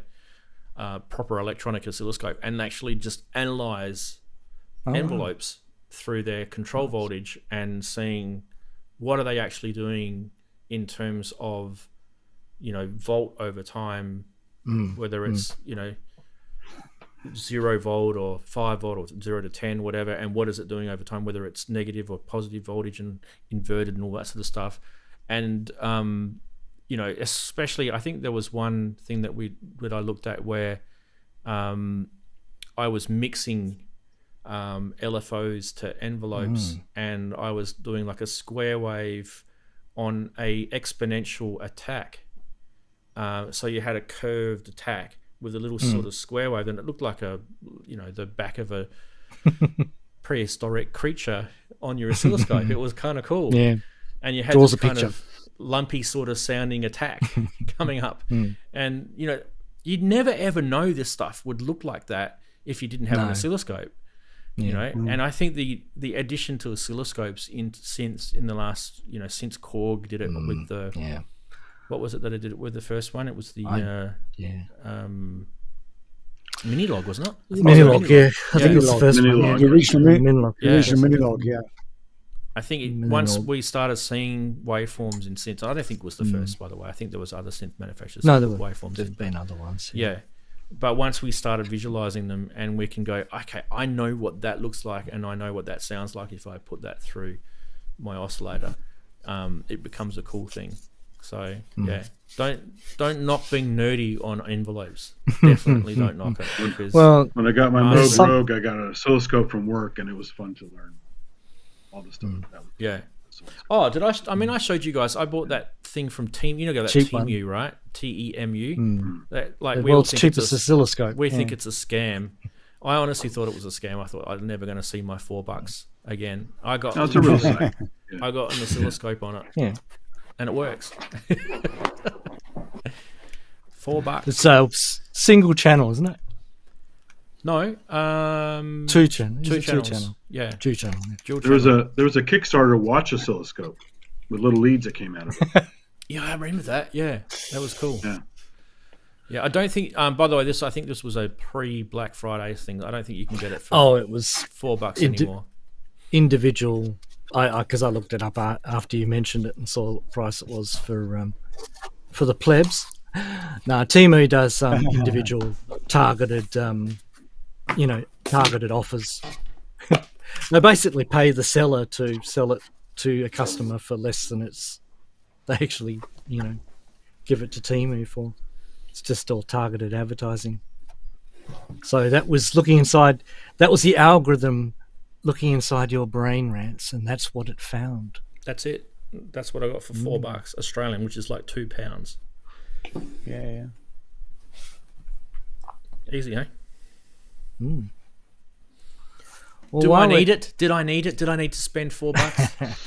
No, I There's just plenty wanted of to great find apps, out if it's oscilloscope true. apps for iOS. So, and you can do harmonics as well as oscilloscope. Yeah, I know they're good, So, but dongle. But that's dongle. okay. I have dongle. ICANN has dongle. I don't speak dongle. Just don't play with your dongle too much. I've got that one, Yeah, the NTS one which is is not $4. Yeah. No. That's the only thing that stops you from buying it. That is actually a cool product. Yeah, Like, it was. Seeing the price. there is cool product. nothing It wrong is with nice. that product. It's a cool product. I like the book It as is well. Yeah. I've I've been very close to buying one of those several times. I mean, I bought a Mordax starter, so I know. um, You're doing well for oscilloscope screens and stuff. that's I built a Plum Audio one, which is literally the Also, Plum Audio one that I built is literally this project, Yeah. which started off as an eBay project thing, converted into Eurorack. This is not this particular one, but Similar sort of lineage. yeah. Also, a lot of times you're just doing audio, so you don't even need the dongle. Use the microphone on this thing. Perfectly fine. Yeah. Well, your tuners work with the microphone. Find them. Well, we're going to reasonable wrap for- things up, people. Okay. I think we've hit the end of another episode, another good show. Don't forget, guys, to give us a thumbs up and a subscribe if you haven't done that. I don't usually say that, but I'm going to say it. Bugger it. No, but yeah. Smash that like. Smash the like, yeah, do that. Only 27 people liked it, and there's been 60 people watching. Yeah. Well, Yeah. Although I've just anyone- Vote with your to do it feet. myself. Yeah. Could we sneak in one final plug for the GP82? Is on sale, and there's still 3 units left. Still 3 units left Go for the buy it. GP82 if people are interested. Yeah. Only till the end of the year. I can give him a link quickly. Go Where buy is it now, and then you can say that you knew him when he had nothing. Before the you mean before the Empire? Before the Empire. Yeah, exactly. Yeah. There you go. Link in the chat for the GP82. Thanks, man. Don't forget, there's quite a sort of mixed bag of who watches this show. There's synth people, I know. and they don't like modular at all. No, And I often read the chat. I've got the screen on over here, and I'm like, I saw when I started doing the awards tonight for the modules. There was one guy say, "Well, I'm going to get my coat now.